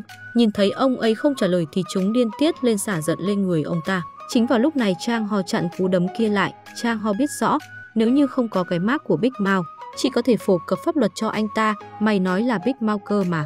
Hôm nay mày chết chắc rồi, không được động đến Chang Ho. May là lão đại trong tù kịp thời có mặt. Một cú đấm khiến tên tù nhân kia ngã xuống đất, hơn nữa còn cảnh cáo với mọi người, không ai được phép động vào Chang Ho.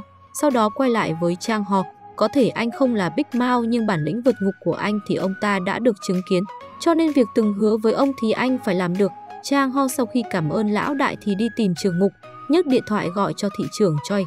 Anh muốn ông ta tại sao cho phép trưởng ngục vạch trần thân phận của anh. Thế nhưng ông ta lại lấy lý do đi học để cúp máy thì anh biết đây là kết quả của hai người đó đã bàn bạc với nhau. Vì để bắt được Big Mao, chúng không hề quan tâm đến sự sống còn của mình. Nếu anh không bắt được Big Mao thì anh sẽ trở lại một quản ngục nhỏ bé mà thôi. Vậy anh hãy nhìn mà xem, tôi sẽ bắt Big Mao như thế nào. Người đàn ông nhìn người phụ nữ đã chết mà lấy tay của cô ấy để mở điện thoại. Trong lịch sử mà phát hiện có cuộc trò chuyện của cô ta với Mi Ho, ông ta còn phát hiện hai người đã lén lấy máu trong tù giam. Hóa ra lúc trước Mi Ho lấy máu là để Hee Jin tiến hành xét nghiệm. Kết quả xét nghiệm được một loại ma túy mới mà còn số lượng bạch cầu còn cao hơn gấp 3 lần. Thế là nhờ sự giúp đỡ của trưởng ngục mà cô ấy đã lấy máu của những tù nhân có triệu chứng, sau đó giao cho Hee Jin. Thế nhưng Mi Ho vừa đi thì người chồng trước lại xuất hiện trong nhà. Kết quả vì quá sợ hãi mà Hee Jin cầm con dao hoa quả hướng về anh ta, uy hiếp hắn đừng có đến gần mình. Nhưng tên béo này từ đầu đến cuối vẫn không nỡ rời xa vợ mình.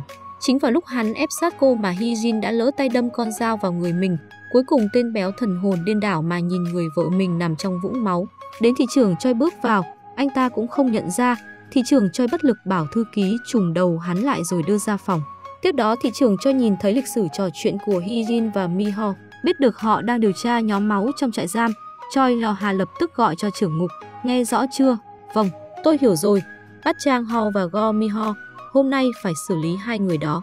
Mà Chang Ho vẫn không biết gì mà đang nhàn nhã ngồi sân đọc sách, chỉ thấy trưởng ngục trước kia ngồi bên cạnh mình. Ông ta bất mãn mà chất vấn Chang Ho, vì sao lại hợp tác với Choi Ro-ham mà phản bội Big Mao, người luôn giúp đỡ anh. Nhưng Chang Ho lại nói rằng anh ta chỉ đang giả vờ hợp tác với Choi Ro-ham mà thôi. Mục đích thực sự là giúp Big Mao tìm bản luận văn của giáo sư Su. Nhưng đến bây giờ Big Mao vẫn chưa hiện nguyên hình để báo thù cho cách anh, cho nên có vẻ Big Mao không phối hợp với chúng ta nữa. Thực sự là vừa phí công lại lãng phí kế hoạch mà tôi đã dày công chuẩn bị. Hãy nói cho tôi nghe kế hoạch của cậu là gì. Nói với Big Mao, tối nay gặp nhau ở giáo đường. Trưởng ngục nhìn bóng lưng Chang Ho rời đi cũng đưa ra quyết định. Lúc này Jerry ở bệnh viện nhận được một cuộc gọi. Được rồi, cứ như thế đi. Hãy giúp tôi hoàn thành thủ tục xuất viện. Anh Chang Ho, anh thú vị đó. Lúc này Chang Ho đang ngồi ở giáo đường. Thế nhưng thời gian qua đi mà anh vẫn không thấy bóng dáng của Big Mao. Lúc này anh nhận được một tin nhắn. Big Mao muốn thay đổi vị trí gặp mặt. Chang Ho vội vàng đi đến địa điểm trong tin nhắn. Nhìn thấy căn phòng một màu tối đen, cho đến khi anh nghe thấy tiếng bước chân ở sau lưng thì anh ấy lấy chiếc bật lửa để thắp sáng cả căn phòng. Ông là Big Mao sao? Đoán giả đoán non suốt một tháng nay, Big Mao vậy lại là người trưởng phòng này sao? Người duy nhất giúp được cậu chỉ có thể là mình tôi. Chang Ho kinh ngạc nhìn về ông Noah Park thành thật mà khai ra thân phận của mình. Nhưng anh ấy vẫn không tin được ông ta là Big Mao trong truyền thuyết, nhưng ông ta lại nói được ra những thông tin trong lá bài. Lúc này Chang Ho mới tin ông ta là Big Mao thực sự, thế nhưng anh vẫn không hiểu nổi vì sao ông lại muốn anh vào tù. Hơn nữa trước đây hai người họ không hề quen biết nhau, cũng không có liên quan gì tới nhau. Từ khi nào? Mọi chuyện bắt nguồn từ đâu? Đối diện với cuộc chất vấn của Chang Ho thì Noah Park mới thuật lại câu chuyện từ đầu đến cuối cho anh nghe. Căn bản lúc trước Choi Do-ha làm luật sư, căn bản là không liên quan gì đến anh, bởi vì anh đi theo phía thông tin Gong Ji-hun mới khiến ông ta nảy ra ý định giết người diệt khẩu. Nếu như không phải có ông ta giúp đỡ, anh chính là Big Mao. Giờ anh có khi thành một thi thể không có sức sống nữa, mà giá trị của anh là tìm thấy bản luận văn của giáo sư Su. Sao ông lại bị ám ảnh bản luận văn đó vậy? Bởi vì ta muốn tìm hung thủ thật sự sát hại con gái của ta, cho nên cậu phải đi đến cùng để xử lý tất cả bọn chúng. Nghe thấy Noah Park chỉ vì báo thù mà đẩy mình đến ngày hôm nay, còn dán cái mác Big Mao lên người mình để chịu sự báo thù của đám Gong Ji-hun, thậm chí các đồng nghiệp còn dị nghị vợ mình. Kết quả anh chỉ là công cụ mà thôi. Nhưng cuộc đời của bản thân anh lại xảy ra biến cố không thể cứu vãn được. Sau khi biết chân tướng, Chang Ho không biết nên cảm ơn ông ta đã cứu mình hay căm hận ông ta đã hủy hoại cuộc sống của mình. Chang Ho lúc này mới bĩnh lại. Vậy tôi đề xuất thế này. Mà lúc này trưởng ngục đang thực hiện mệnh lệnh của Choi Do-ha là trừ khử Chang Ho và Mi Ho trong tối nay. Thế là anh ta để trại giam xảy ra một cuộc bạo loạn. Sau đó để thuộc Ha ra tay với Chang Ho và Mi Ho. Sau đó anh ta sẽ làm báo cáo với cấp trên là hai người bị đánh chết trong một trận bạo loạn. Như vậy là đem cái chết của bọn họ lên đầu của tù nhân. Thế nhưng kế hoạch lại xảy ra ngoài ý muốn. Sau khi dập cầu dao, lại không tìm thấy bóng dáng của Chang Ho đâu. Bởi vì thời gian cúp điện không quá lâu, nếu không sẽ kinh động bên cảnh sát. Thế là trưởng mục đưa ra quyết định trừ khử Go Mi Ho trước. Lúc này trưởng phòng Noa nghe hết lời đề nghị của Chang Ho thì liền nhăn mày, sau đó cười lớn rồi lại uống rượu, cũng như đưa ra quyết định. Ông sẽ từ chối đề xuất của tôi sao? Quá là kinh người. Tôi chỉ là đang cảm thán mà thôi. Giờ cậu mau đến phòng y tế đi. Vợ cậu đang gặp nguy hiểm. Cảnh tượng này đúng là châm biếm mà. Trưởng ngục vậy mà muốn giết hại nữ y tá ở trại giam. Mà người bảo vệ nữ y tá lại là một tử tù đã từng giết hại 9 mạng người. Chỉ thấy trưởng ngục cầm lấy khẩu súng đánh mạnh vào người tù nhân kia, khiến cho anh ta lập tức gục ngã xuống đất. Sau đó hướng súng về nữ y tá xinh đẹp. Cô hay sang bên đó đợi Chang Ho đi. Thế nhưng lời nói vừa dứt thì có bóng dáng không màng nguy hiểm mà lao về phía trưởng ngục. Hóa ra người đàn ông đó là chồng của nữ y tá, Park Chang Ho. Anh ấy phẫn nộ đè lên người trưởng ngục mà giáng những cú đấm lên người hắn. Cho đến khi nhìn thấy bộ dáng bất tỉnh thì Chang Ho mới bình tĩnh lại, rồi lo lắng đến bên cạnh Mi Ho.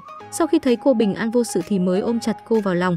Thế nhưng lúc hai người còn đang kinh sợ thì ông Noah Park và trưởng ngục trước đây đi đến bên cạnh hai người. Chỉ thấy ông Noah Park ra hiệu thì trưởng ngục trước đây cầm khẩu súng. Một tiếng súng vang lên, thế là kết liễu mạng sống của tên trưởng ngục mới.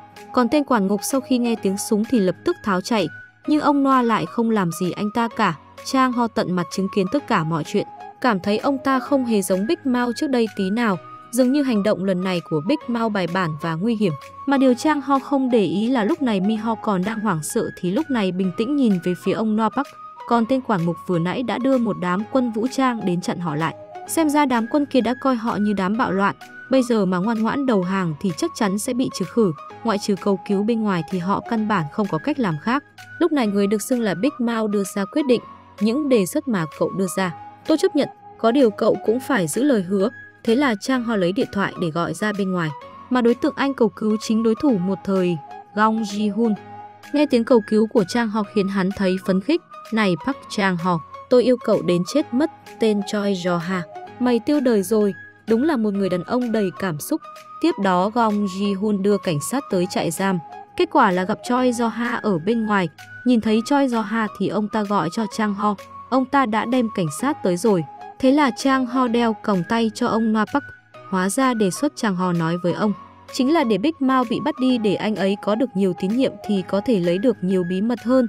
Uy quyền của cái mác Big Mao đã không đủ rồi. Giờ tôi phải đạp lên các mác đó để đứng lên, sau đó phải trừ khử hết bọn chúng. Tôi phải sống tiếp, cậu sẽ phải sống tiếp. Đồng thời anh còn hứa sẽ giúp ông ta bình an vô sự. Trời ạ, hóa ra ông là như thế này sao? Tôi thực sự rất muốn gặp ông. Big Mao à?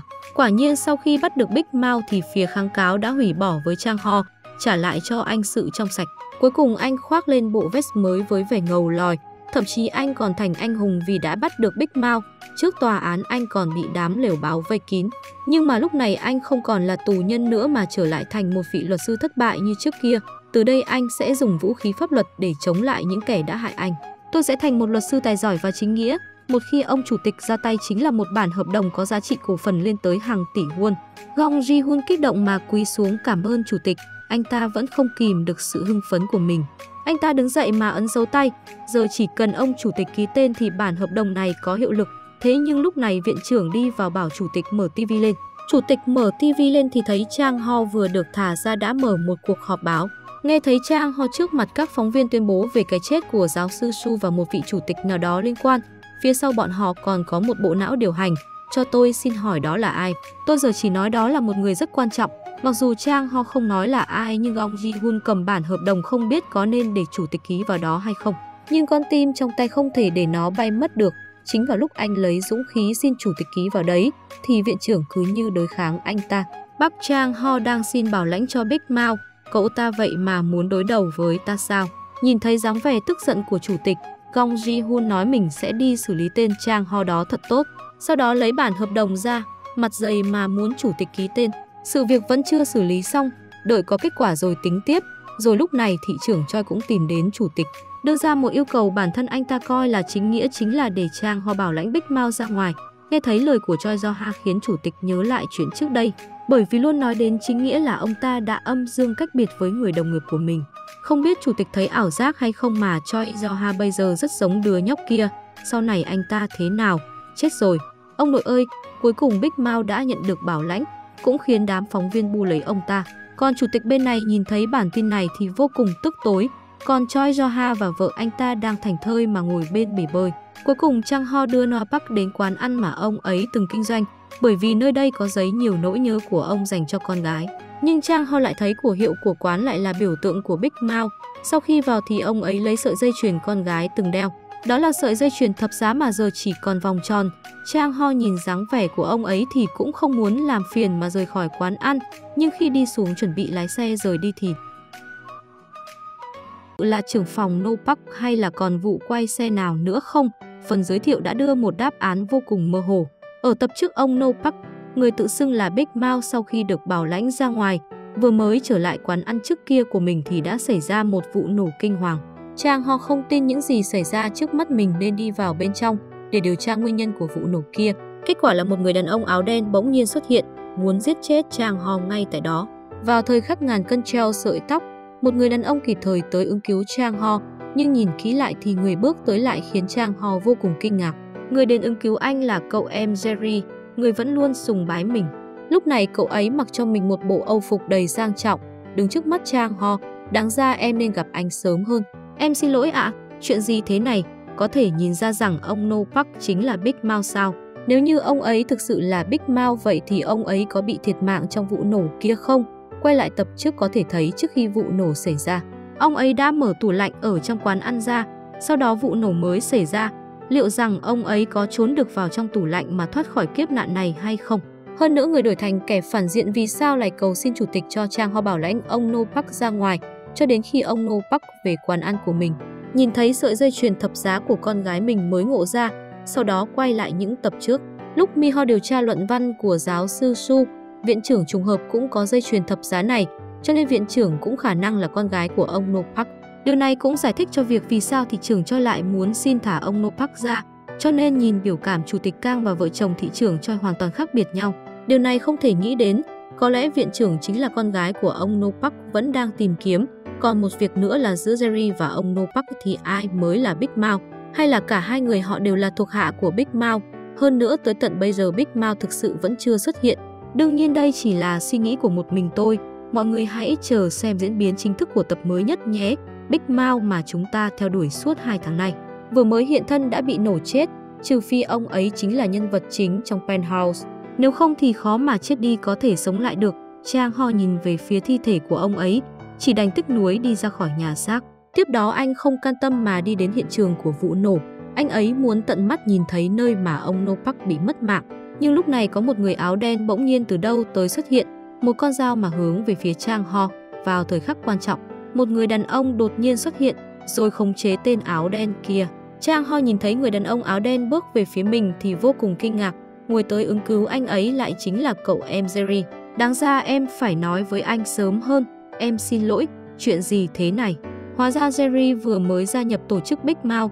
nhìn thấy Chang Ho vẫn còn đang mang theo nhiều nghi hoặc, Jerry không hề giải thích cho anh. Ngược lại anh ấy nhìn về phía đồng hồ, rồi nói với Chang Ho rằng hãy đi cùng mình tới một nơi, bởi vì ở đó có tất cả đáp án mà Chang Ho muốn biết.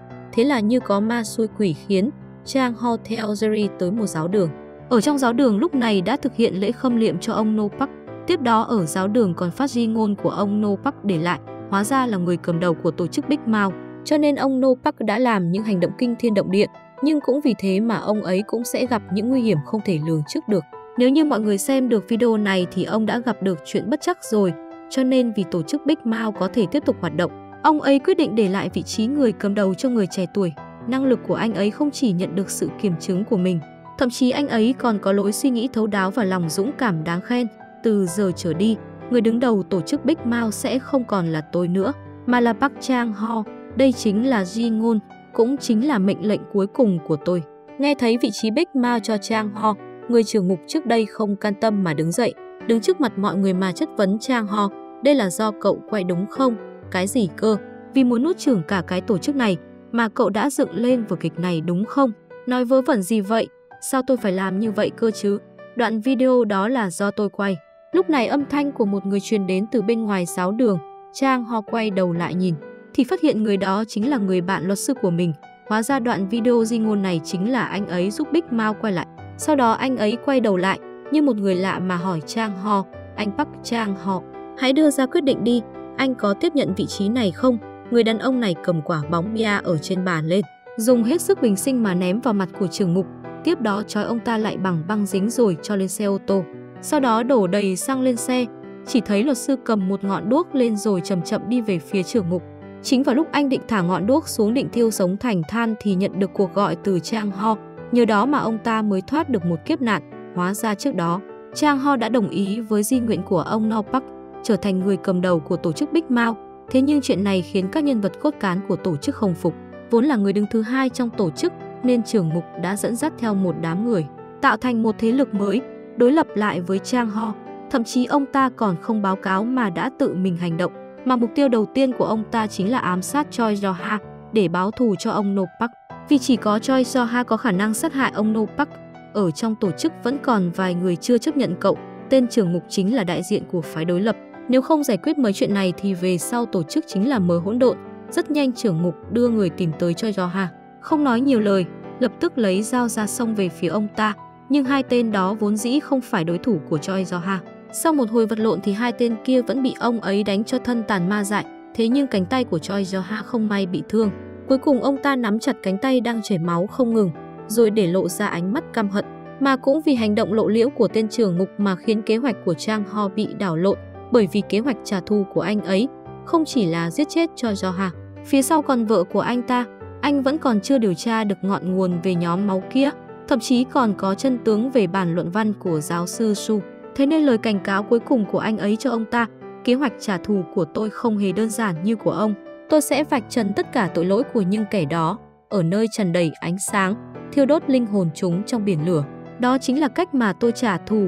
Thế nhưng hành động của ông ta đã làm kinh động đến Choi Do-ha và vợ của ông ta. Rất nhanh Mi Ho nhận được điện thoại luật sư. Viện trưởng bắt đầu hủy bỏ phòng nghiên cứu của bệnh viện, chỉ nhìn thấy đống đồ phế liệu ở đó bị đốt cháy. Tất cả vật phẩm ở trong phòng nghiên cứu đã bị tiến hành tiêu hủy. Sau đó viện trưởng trực tiếp đến tìm chủ tịch. Lấy công lao của chồng mình đã loại bỏ Big Mouth mà yêu cầu bản giao ước cổ phần mà ngài định giao cho Gong Ji-hun. Hãy đưa cho cháu đi ạ. Cô điên rồi sao? Trưởng phòng tra. Cuối cùng chủ tịch đã chấp nhận lời yêu cầu của viện trưởng. Ông ấy đã đem bản giao ước chuyển nhượng cổ phần vốn định tặng cho Gong Ji-hun mà giao lại cho viện trưởng. Chính vào lúc Chang Ho đang tìm kế sách để lật đổ chúng thì lại vô tình nhìn thấy trên TV tin tức Choi Do-ha muốn tiếp tục đảm nhiệm chức vụ thị trưởng nhiệm kỳ tiếp theo. Điều này khiến Chang Ho đang nghĩ ra một kế sách vô cùng hay, mà Gong Ji-hun vì bị cướp mất miếng thịt ngon ngay trước mắt thì đang vô cùng tức tối. Lại nhận được cuộc gọi từ Chang Ho. Ồ, luật sư Park đó sao? Sao tôi lại được vinh dự anh gọi vậy? Tôi muốn mở một cuộc họp báo, anh có tới không? Chỉ nhìn thấy Chang Ho oai phong lẫm liệt mở một cuộc họp báo, còn nội dung cuộc họp báo chính là tôi sẽ tranh chức thị trưởng vào cuộc bầu cử sắp tới với tư cách cá nhân. Sau đó Chang Ho gọi Gong Ji-hun ra bên ngoài, yêu cầu ông ấy hãy ủng hộ mình vào chiếc ghế thị trưởng, bởi vì Chang Ho biết Choi Do-ha có thể thành thị trưởng là từ sự ủng hộ của Gong Ji-hun. và hy vọng ông ấy sẽ giới thiệu mình với Chủ tịch Kang. Anh ấy tin chắc với thân phận là người Big Mouth tiếp theo, Chủ tịch Kang sẽ không từ chối anh. Nghĩ đến chuyện vợ chồng nhà Choi Jo-ha đã cướp mất miếng thịt mỡ của mình, Gong Ji-hun không chút do dự mà đồng ý yêu cầu của Chang Ho, rồi dẫn anh tới trước mắt của Chủ tịch Kang. Rất vui khi được gặp Chủ tịch, tôi là Park Chang Ho. Một chàng trai không có gì trong tay, nhưng lại muốn tranh cử chức thị trưởng. Anh ấy còn hy vọng sẽ nhận được sự ủng hộ của Chủ tịch Kang, vì để giao dịch này thành công, anh ấy còn lấy ra danh sách các nhân vật cốt cán trong tổ chức Big Mouth để đưa cho Chủ tịch. Hóa ra sau khi Big Mouth thực sự thiệt mạng, bên ngoài thì Chang Ho đồng ý tiếp nhận vị trí của ông ta, nhưng họ lại lấy danh nghĩa là bảo vệ người nhà của anh để biến vợ và bố vợ của anh thành con tin. Cho nên anh ấy mới tới đây để cầu xin sự giúp đỡ của Chủ tịch. Ý cậu là cậu sẽ làm rắn hai mang sao, nếu như phía Chủ tịch có thể giữ bí mật. Tôi tin mình có thể thành công, sinh nhật của tôi sắp đến rồi. Nếu như cậu không để ý, tôi muốn mời hai vợ chồng cậu tới. Cảm ơn ngài Chủ tịch. Quả nhiên khi Chủ tịch nhìn tờ danh sách trong tay, và sau khi cân nhắc được mất thì ông ấy đã quyết định sẽ giúp đỡ Chang Ho. Cho đến khi họ đi ra khỏi phòng của Chủ tịch Kang, thì dù là người giỏi mưu mô tính toán như thị trưởng Choi cũng không thể nhìn thấu được mục đích lần này của Chang Ho. Nhưng ông ta biết Chang Ho sẽ không thể nương náu nơi Chủ tịch được. Cuối cùng nhìn thấy cái bắt tay hữu nghị đến từ Chang Ho, ông ta liền nở một nụ cười lạnh lùng rồi quay người rời đi. Mà Chang Ho vì để cảm ơn sự đề cử của Gong Ji-hun, nên anh đã nói cho Gong Ji-hun biết một bí mật mà ông ta vẫn luôn tìm kiếm. Hóa ra số tiền 100 tỷ won của ông ta căn bản không phải là do Big Mouth lấy đi. Sau khi Gong Ji-hun nghe xong thì có chút hoang mang. Vậy thì rốt cuộc đang ở đâu cơ chứ? Lẽ nào là anh hãy tìm kiếm thật kỹ lại đi, xa tận chân trời gần ngay trước mắt. Lúc này Mi-ho ở viện dưỡng lão đã vô tình tìm thấy một ông lão mắc chứng đãng trí, bởi vì ông ta không ngừng nói rằng mình chính là cậu của Choi Jo-ha. Sau khi nghe thấy thế, Mi-ho liền lấy tấm ảnh hồi nhỏ của Choi Jo-ha để hỏi ông lão. Thế nhưng sau khi nhìn thấy tấm ảnh thì ông ta lại bật khóc, rồi không ngừng nói rằng nó chết rồi, nó bị chết đuối rồi, Jo-ha, nó chết rồi. Biết được Choi Jo-ha mạo danh thân phận của người khác, Mi-ho và bố lập tức nói tin tức này lại với Chang Ho. Hóa ra tên thật của Choi Jo-ha là Choi Sung-win. Ông nội của hắn là Choi Hee-sui là người đã từng ở bên cạnh Chủ tịch Kang, bởi vì ông ta luôn nhấn mạnh với Chủ tịch Kang rằng những thí nghiệm hóa học của ông ta tồn tại rất nhiều rủi ro. Sau đó đột nhiên vào một ngày Choi Hee-sui bỗng tự sát một cách kỳ lạ, mà bố của ông ta cùng vì việc xử lý chất xả thải nên đã bị tống vào trong tù. Thế nhưng không bao lâu sau bố của ông ấy cũng đã tự sát ở trong trại giam, cho nên ông ta đang muốn trả thù, không còn khả năng nào khác. Thế là Chang Ho lập tức đem thân phận thật sự của Choi Jo-ha nói với trưởng mục cũ và yêu cầu ông ta mau tới viện dưỡng lão để đưa ông lão kia tới đây. Bởi vì chỉ khi có được ông lão ấy trong tay mới có thể ở trước mặt Chủ tịch Kang lật đổ Choi Jo-ha ở bất kỳ thời điểm nào. Thế nhưng Jerry lại không tin tưởng tên trưởng mục này, thế nên anh ấy đã lén lút đi theo dõi hắn ta để xem ông ta có nói bí mật này với thị trưởng Choi hay không. Tuy nhiên sau đó khi anh nhìn thấy ông ta thuận lợi đưa ông lão kia đi mới có thể yên tâm. Đột nhiên một cú đánh từ phía sau bỗng ập đến khiến anh ấy ngất lịm đi, chỉ nhìn thấy tên trưởng ngục cho Jerry vào cốp xe rồi lái xe rời đi. Mà vào ngày sinh nhật của Chủ tịch Kang, ông ấy đã lấy ra một tờ di chúc từ trong két sắt, không nỡ mà ngắm nghìa nó thật kỹ. Đột nhiên thuộc hạ đi tới nói với ông ta, người con trai ở nước ngoài gửi quà sinh nhật đến cho ông ấy. Thế nhưng Chủ tịch Kang không hề vui vẻ khi nghe thấy tin này, ngược lại tức tối mà nói với thuộc hạ, mau chóng vứt quà của con trai ra ngoài. Lúc này Chủ tịch lại nhớ đến món quà sinh nhật khiến cho ông ấy cả đời này cũng không quên được. Con trai của ta không phải là người, nó là ác quỷ, cho dù ta có chết cũng nhất quyết không cho phép nó được quay về. Đừng có trách tôi, có trách thì hãy trách No Park. Cùng với hai tiếng nổ súng, nam chính Chang Ho của chúng ta cứ như thế mà trầu trời sao. Choi Jo-ha nhìn màn hình trực tiếp vui vẻ mà thưởng thức rượu vang rồi để lộ ra nụ cười xấu xa. Hóa ra trước đó Chang Ho và Mi-ho vẫn đang mặc trên mình bộ lễ phục sang trọng, chuẩn bị đi tham gia buổi tiệc mừng sinh nhật của Chủ tịch Kang. Nhưng sau khi nhận được điện thoại của trưởng mục, anh ấy chỉ đành để Mi-ho một mình tới buổi tiệc trước, còn mình thì lái xe đi đến chỗ ông ta. Thế nhưng hai người họ vừa gặp nhau, Chang Ho liền bị trói chặt ở trên ghế. Thậm chí ông ta còn phát trực tiếp để truyền đến Choi Jo-ha. Hóa ra hai người họ sớm đã cấu kết với nhau để giết hại Chang Ho dưới sự ra lệnh nổ súng từ phía thị trưởng Choi. Ông ta cuối cùng cũng đã giết chết được Chang Ho như ý nguyện. Jerry nhìn thấy cảnh tượng trước mắt, lập tức gọi điện cho chị dâu, rồi nói tin Chang Ho đã chết cho Mi-ho. Nghe thấy tin chồng mình đã bị thị trưởng Choi ám sát, hai mắt của cô bỗng đỏ rực. Cô quay người lại nhìn về phía bóng lưng của hắn. Cô mất bình tĩnh mà chạy đến nắm lấy cổ áo của hắn ta. anh giết chết chồng của tôi rồi. Sao là do anh giết? Cô Mi-ho, cô không sao chứ? Thị trưởng Choi cũng nhanh chóng tới hiện trường của vụ nổ súng, nhìn thấy những vết máu vẫn chưa khô ở dưới đất. Ông ta lại lần nữa để lộ ra nụ cười man dợ, tiếp đó ông ta lại hỏi giờ thi thể của Chang Ho đang ở đâu. Thế nhưng trưởng ngục lại nói với ông ta thi thể đã bị thiêu cháy sạch sẽ rồi. Thị trưởng Choi nghe xong cũng không nghi ngờ gì, dù sao thì ông ta cũng đã tận mắt nhìn thấy Chang Ho bị trúng 2 phát súng chí mạng. Hóa ra sở dĩ ông ta muốn Chang Ho chết ở nơi này là bởi vì Chang Ho đã điều tra ra thân phận thật của ông ấy. Ông ta đã phải giấu kín thân phận này suốt 30 năm để tiếp cận Chủ tịch Kang chỉ là vì báo thù cho bố và ông nội của mình. Giờ đây đột nhiên lại xuất hiện một phát Chang Ho ngáng đường, thậm chí lại còn điều tra ra thân phận thật của ông ấy. Làm sao ông ta có thể yên tâm được cơ chứ? Choi Sung Hyun tên lúc nhỏ của ông ấy. Thế nhưng cuộc nói chuyện của hai người họ lại bị truyền đến phòng của Chủ tịch Kang, mà người đang ngồi bên ông ấy lại chính là người đã bị bắn chết Chang Ho. Hóa ra đây là kế hoạch mà Chang Ho và trưởng ngục đã bàn bạc với nhau. Mục đích là để Chủ tịch Kang có thể nhìn rõ thân phận thật sự của thị trưởng Choi. Lúc này Chủ tịch mới nhớ lại cái tên Choi Sung Hyun. Sau khi biết được anh ta tới là để báo thù mình, ông ấy cũng bày tỏ sự cảm ơn đối với Chang Ho, thậm chí còn hứa với anh rằng sau này cho dù là Chang Ho muốn có được thứ gì thì ông ấy đều sẽ thực hiện, cho dù là vị trí thị trường thì ông ấy cũng có thể giúp anh được. Thế nhưng họ không biết rằng lúc này thị trưởng Choi đã nhận được một cuộc gọi mà biết hết tất cả. Sau đó anh ta tới nhà của chủ tịch. Vào lúc thuộc hạ của ông ấy đang đẩy xe lăn, thị trưởng Choi đã lén thay vị trí của thuộc hạ, sau đó đóng lại van của dịch truyền. Nhờ một loạt thao tác này, chủ tịch đã giữ chặt lấy ngực mà cảm thấy vô cùng khó thở. Lúc này ông ta mới nhận ra người thuộc hạ của mình không biết từ lúc nào đã biến thành Choi Do-ha. Bố và ông nội của tôi lúc chết còn đau đớn hơn ông gấp nhiều lần, cho nên ông cũng cảm nhận một chút đi, cảm giác bị lấy đi tất cả. Cho đến cuối cùng khi chủ tịch tuyệt vọng mà nhìn về phía thị trưởng Choi, ông đã vĩnh viễn mất đi sự sống. Cuối cùng thị trưởng Choi và thuộc hạ của chủ tịch Kang cùng nhau tới thư phòng của ông ấy, mở két sắt mà hoán đổi di chúc, trong đó phần của anh cũng ở trong đó. Trước khi thủ tục công chứng hoàn thành, đừng để lộ thông tin chủ tịch đã chết, tôi hiểu rồi. Hung thủ giết hại chủ tịch Kang hôm nay lại đeo trên mình băng tang, rồi còn giả tạo mà xuất hiện ở tang lễ. Gong Ji-hun bất mãn mà yêu cầu hắn mau chóng gỡ băng tang xuống. Tôi bảo anh mau tháo băng tang xuống. Tên chết tiệt này, anh à, chúng ta hãy hành lễ trước chủ tịch đã. Dưới sự khuyên ngăn của vợ, Gong Ji-hun mới đồng ý quay lại hành lễ với chủ tịch. Ở bên ngoài, anh ta lập tức tìm đến chỗ người thư ký luôn kề cạnh bên chủ tịch, hỏi rằng rốt cuộc nội dung bên trong bản di chúc của chủ tịch là gì thế. Nhưng thư ký sớm đã là người một thuyền với Choi Do-ha, hơn nữa còn lén lút tráo đổi di chúc, cho nên ông ta chỉ nói bản di chúc vẫn đang nằm trong tay của luật sư. Nội dung cụ thể ông ấy cũng không biết. Nói xong liền nhanh chóng rời khỏi đó. Sau đó nhóm tài phiệt nhắc nhở nếu như chủ tịch Kang không phân chia tài sản, vậy thì tài sản của ông ấy sẽ do người con trai ở nước ngoài thừa kế. Thế nhưng Gong Ji-hun lập tức phủ định kết luận này, bởi vì chủ tịch Kang là người vô cùng nghiêm khắc, nhất định ông ấy sẽ không để lại tài sản của mình cho cậu con trai ác quỷ đó.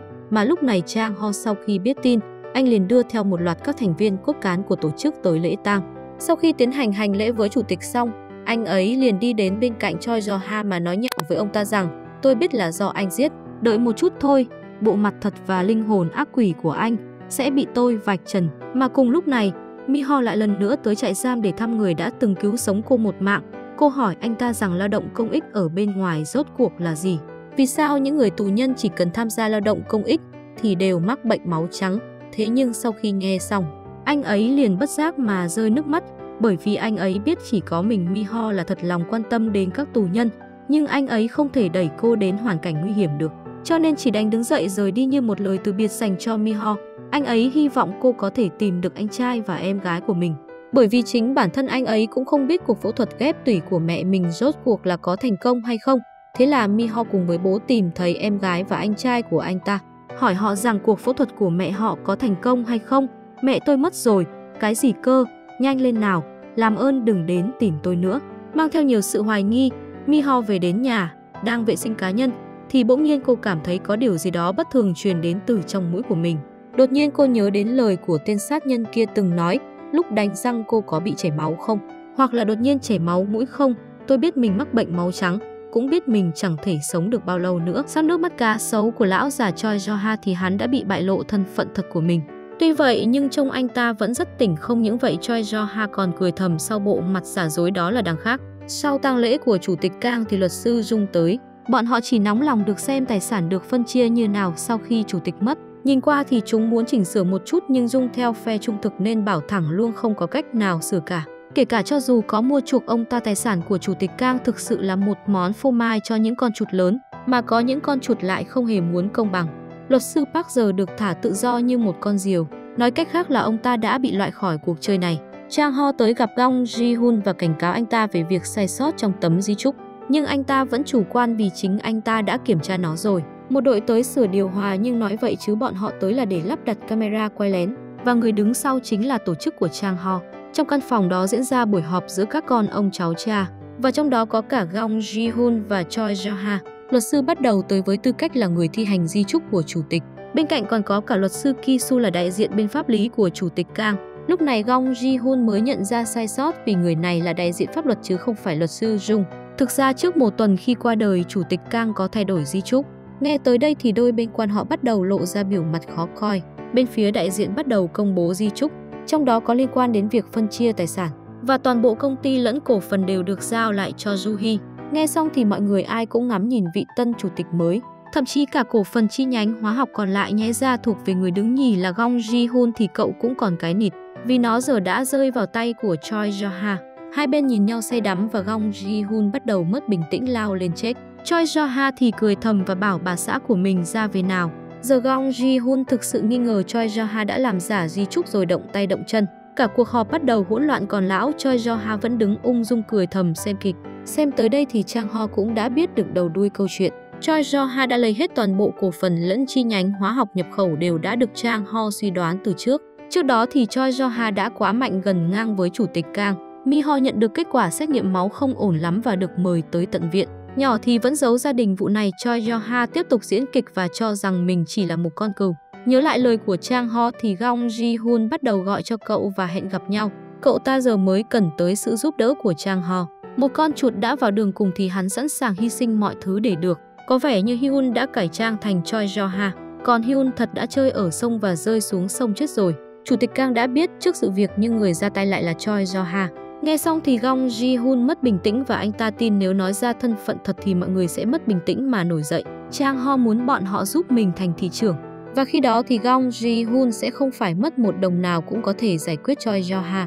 Nhưng giờ Choi Jo-ha tính được và muốn tranh cử thị trưởng thay vì ứng cử nghị sĩ quốc hội. Vợ anh ta thì đã nghi ngờ nhưng lại không dám nói và chỉ nói rằng mình chưa một lần nào nghi ngờ anh ta cả. Hôm sau lên TV thì anh ta tuyên bố luôn mình muốn làm thị trưởng, khiến đám phỏng vấn, nhà báo các thứ bâu xung quanh rất đông.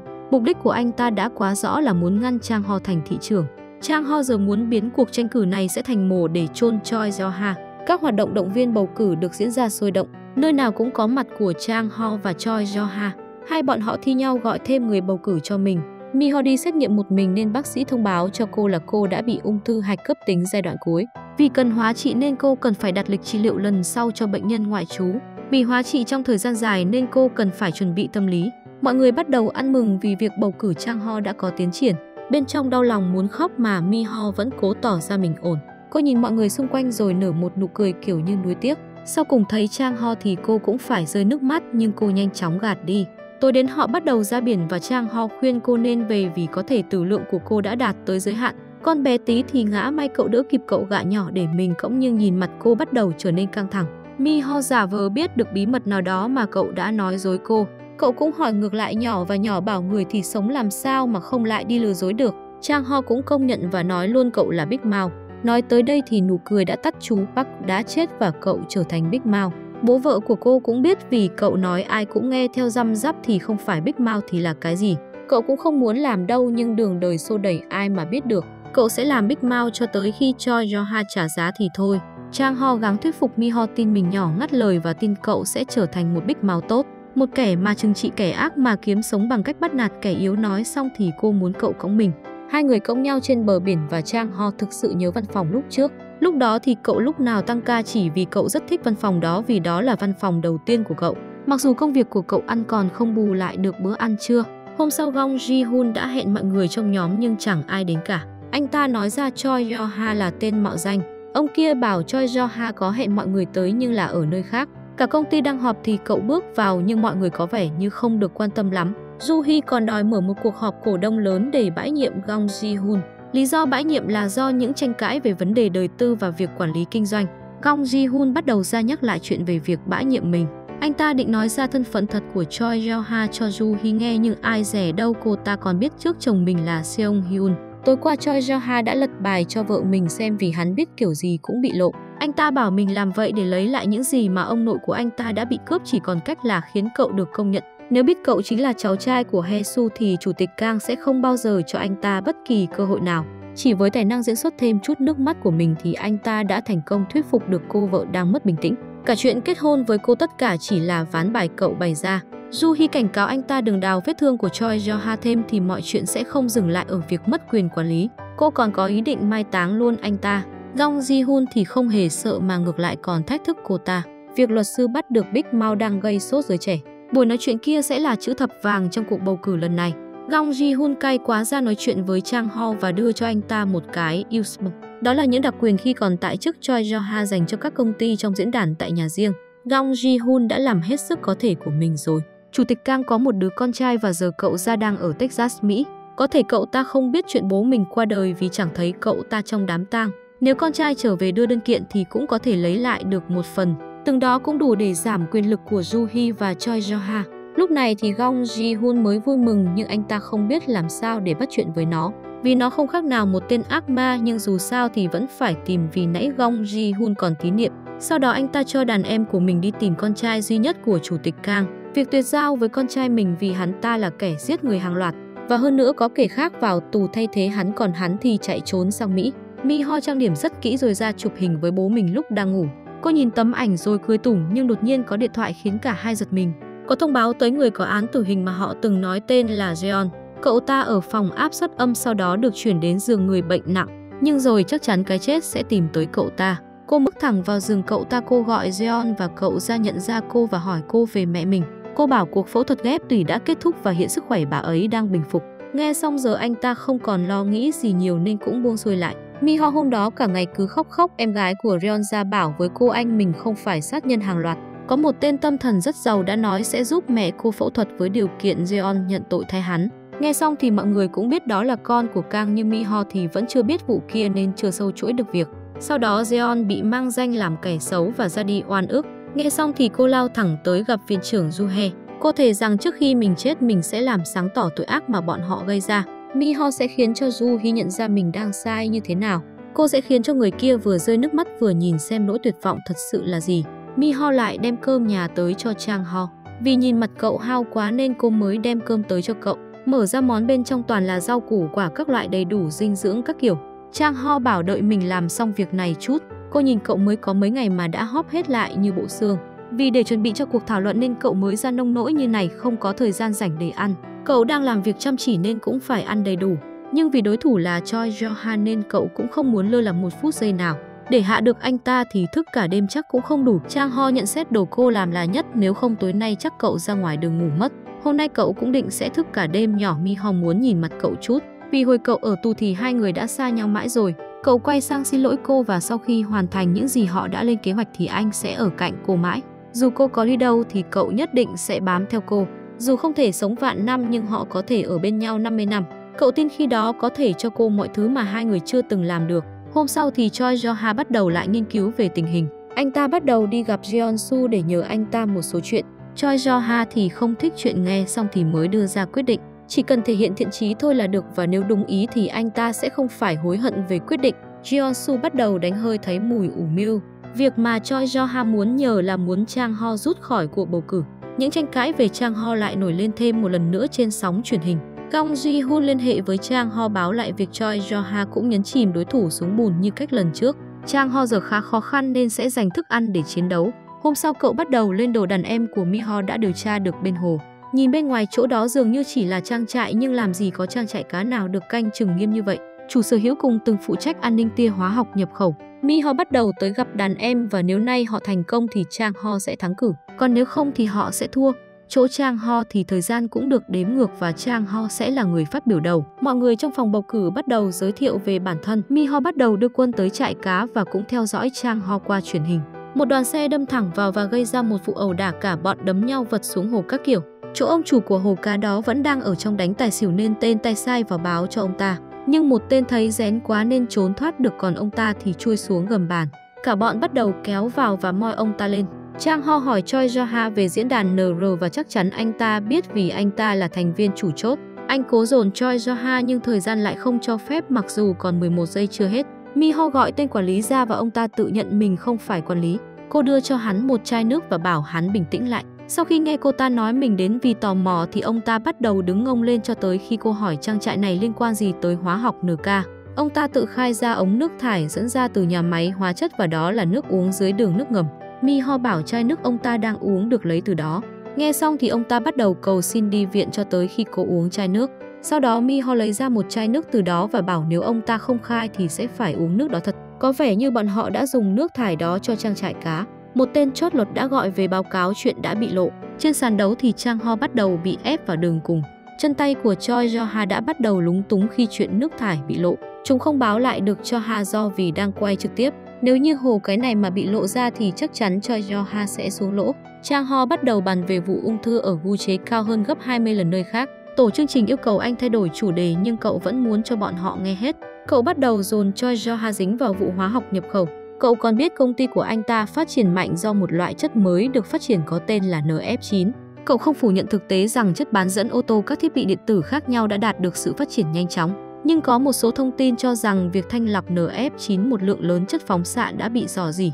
Vào năm 1992 đã có một bài báo đăng tóm lại nội dung ngay trước khi ông Kang qua đời. Ông đã tuyên bố về nguy cơ rò rỉ phóng xạ của NF9. Nghe tới đây thì Joo-hee bắt đầu đứng ngồi không yên. Choi Jo-ha cũng không biết nói thêm gì khi việc này sắp bị bại lộ.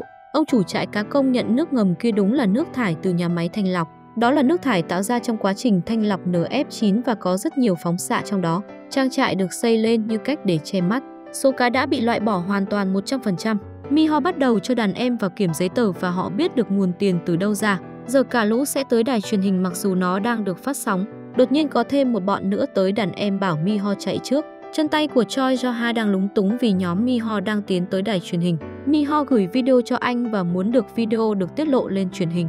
Cảnh sát bắt cũng là chân tay của Choi Jo-ha và họ đang cho chặn đường xe của Mi-ho lại. Chân tay của Choi Jo-ha bắt đầu lướt qua cười mỉm đắc chí. Nhưng ai dè đâu người cảnh sát kia bảo mình sẽ hộ tống họ nên họ cứ yên tâm.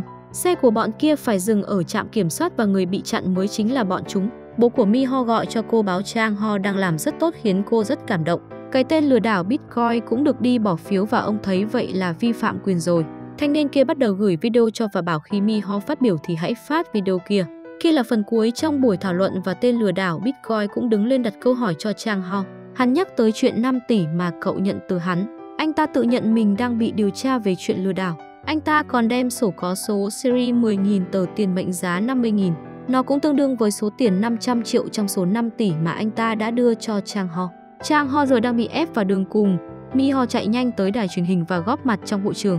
Choi Jo-ha thấy cô bắt đầu lo lắng, cô đứng lên đặt câu hỏi cho hắn và Choi Jo-ha bảo đó là vợ của Chang Ho nên hãy loại cô. Cô bảo mình đứng ở đây không phải tư cách của ứng cử viên Chang Ho mà với tư cách là nạn nhân của hóa học nhập khẩu. Cô nói tới vụ ống nước ngầm bị vỡ và cô đã bị nhiễm chất phóng xạ và được chẩn đoán là mắc ung thư hạch bạch huyết giai đoạn cuối. Nghe xong thì Chang Ho mới giật mình, cô còn có chuẩn bị một video tố cáo. Đoạn video được phát trực tiếp từ video ông quản lý công nhận nước thải nhiễm chất phóng xạ và có rất nhiều chất phóng xạ. Trang trại chỉ như một cách che mắt để đổ nước ra biển. Giờ vụ đó đang khiến hàng chục nghìn công dân đang mắc hoặc chết vì bệnh ung thư. Choi Jo-ha bắt đầu trách đàn em của mình. Chang Ho vừa ra thì dàn phóng viên kéo tới. Cậu gọi cho vợ mình nhưng cô lại không nghe máy. Chắc hẳn cô đã tắt điện vì cánh phóng viên làm phiền. Cậu vội tới gặp cô và Mi-ho vẫn tỏ ra rất bình tĩnh. So với việc cô sẽ chết thì cô rất thích cậu. Cô sợ sau này cậu sẽ không thể nào sống khi không có cô. Vậy nên cô đã hối hận rất nhiều vì đã không thể cố gắng thêm được nữa. Cậu tuy xóa được nỗi oan nhưng lại chẳng giúp gì được cho cô. Chang Ho hứa mình sẽ làm tất cả mọi thứ mà mình có.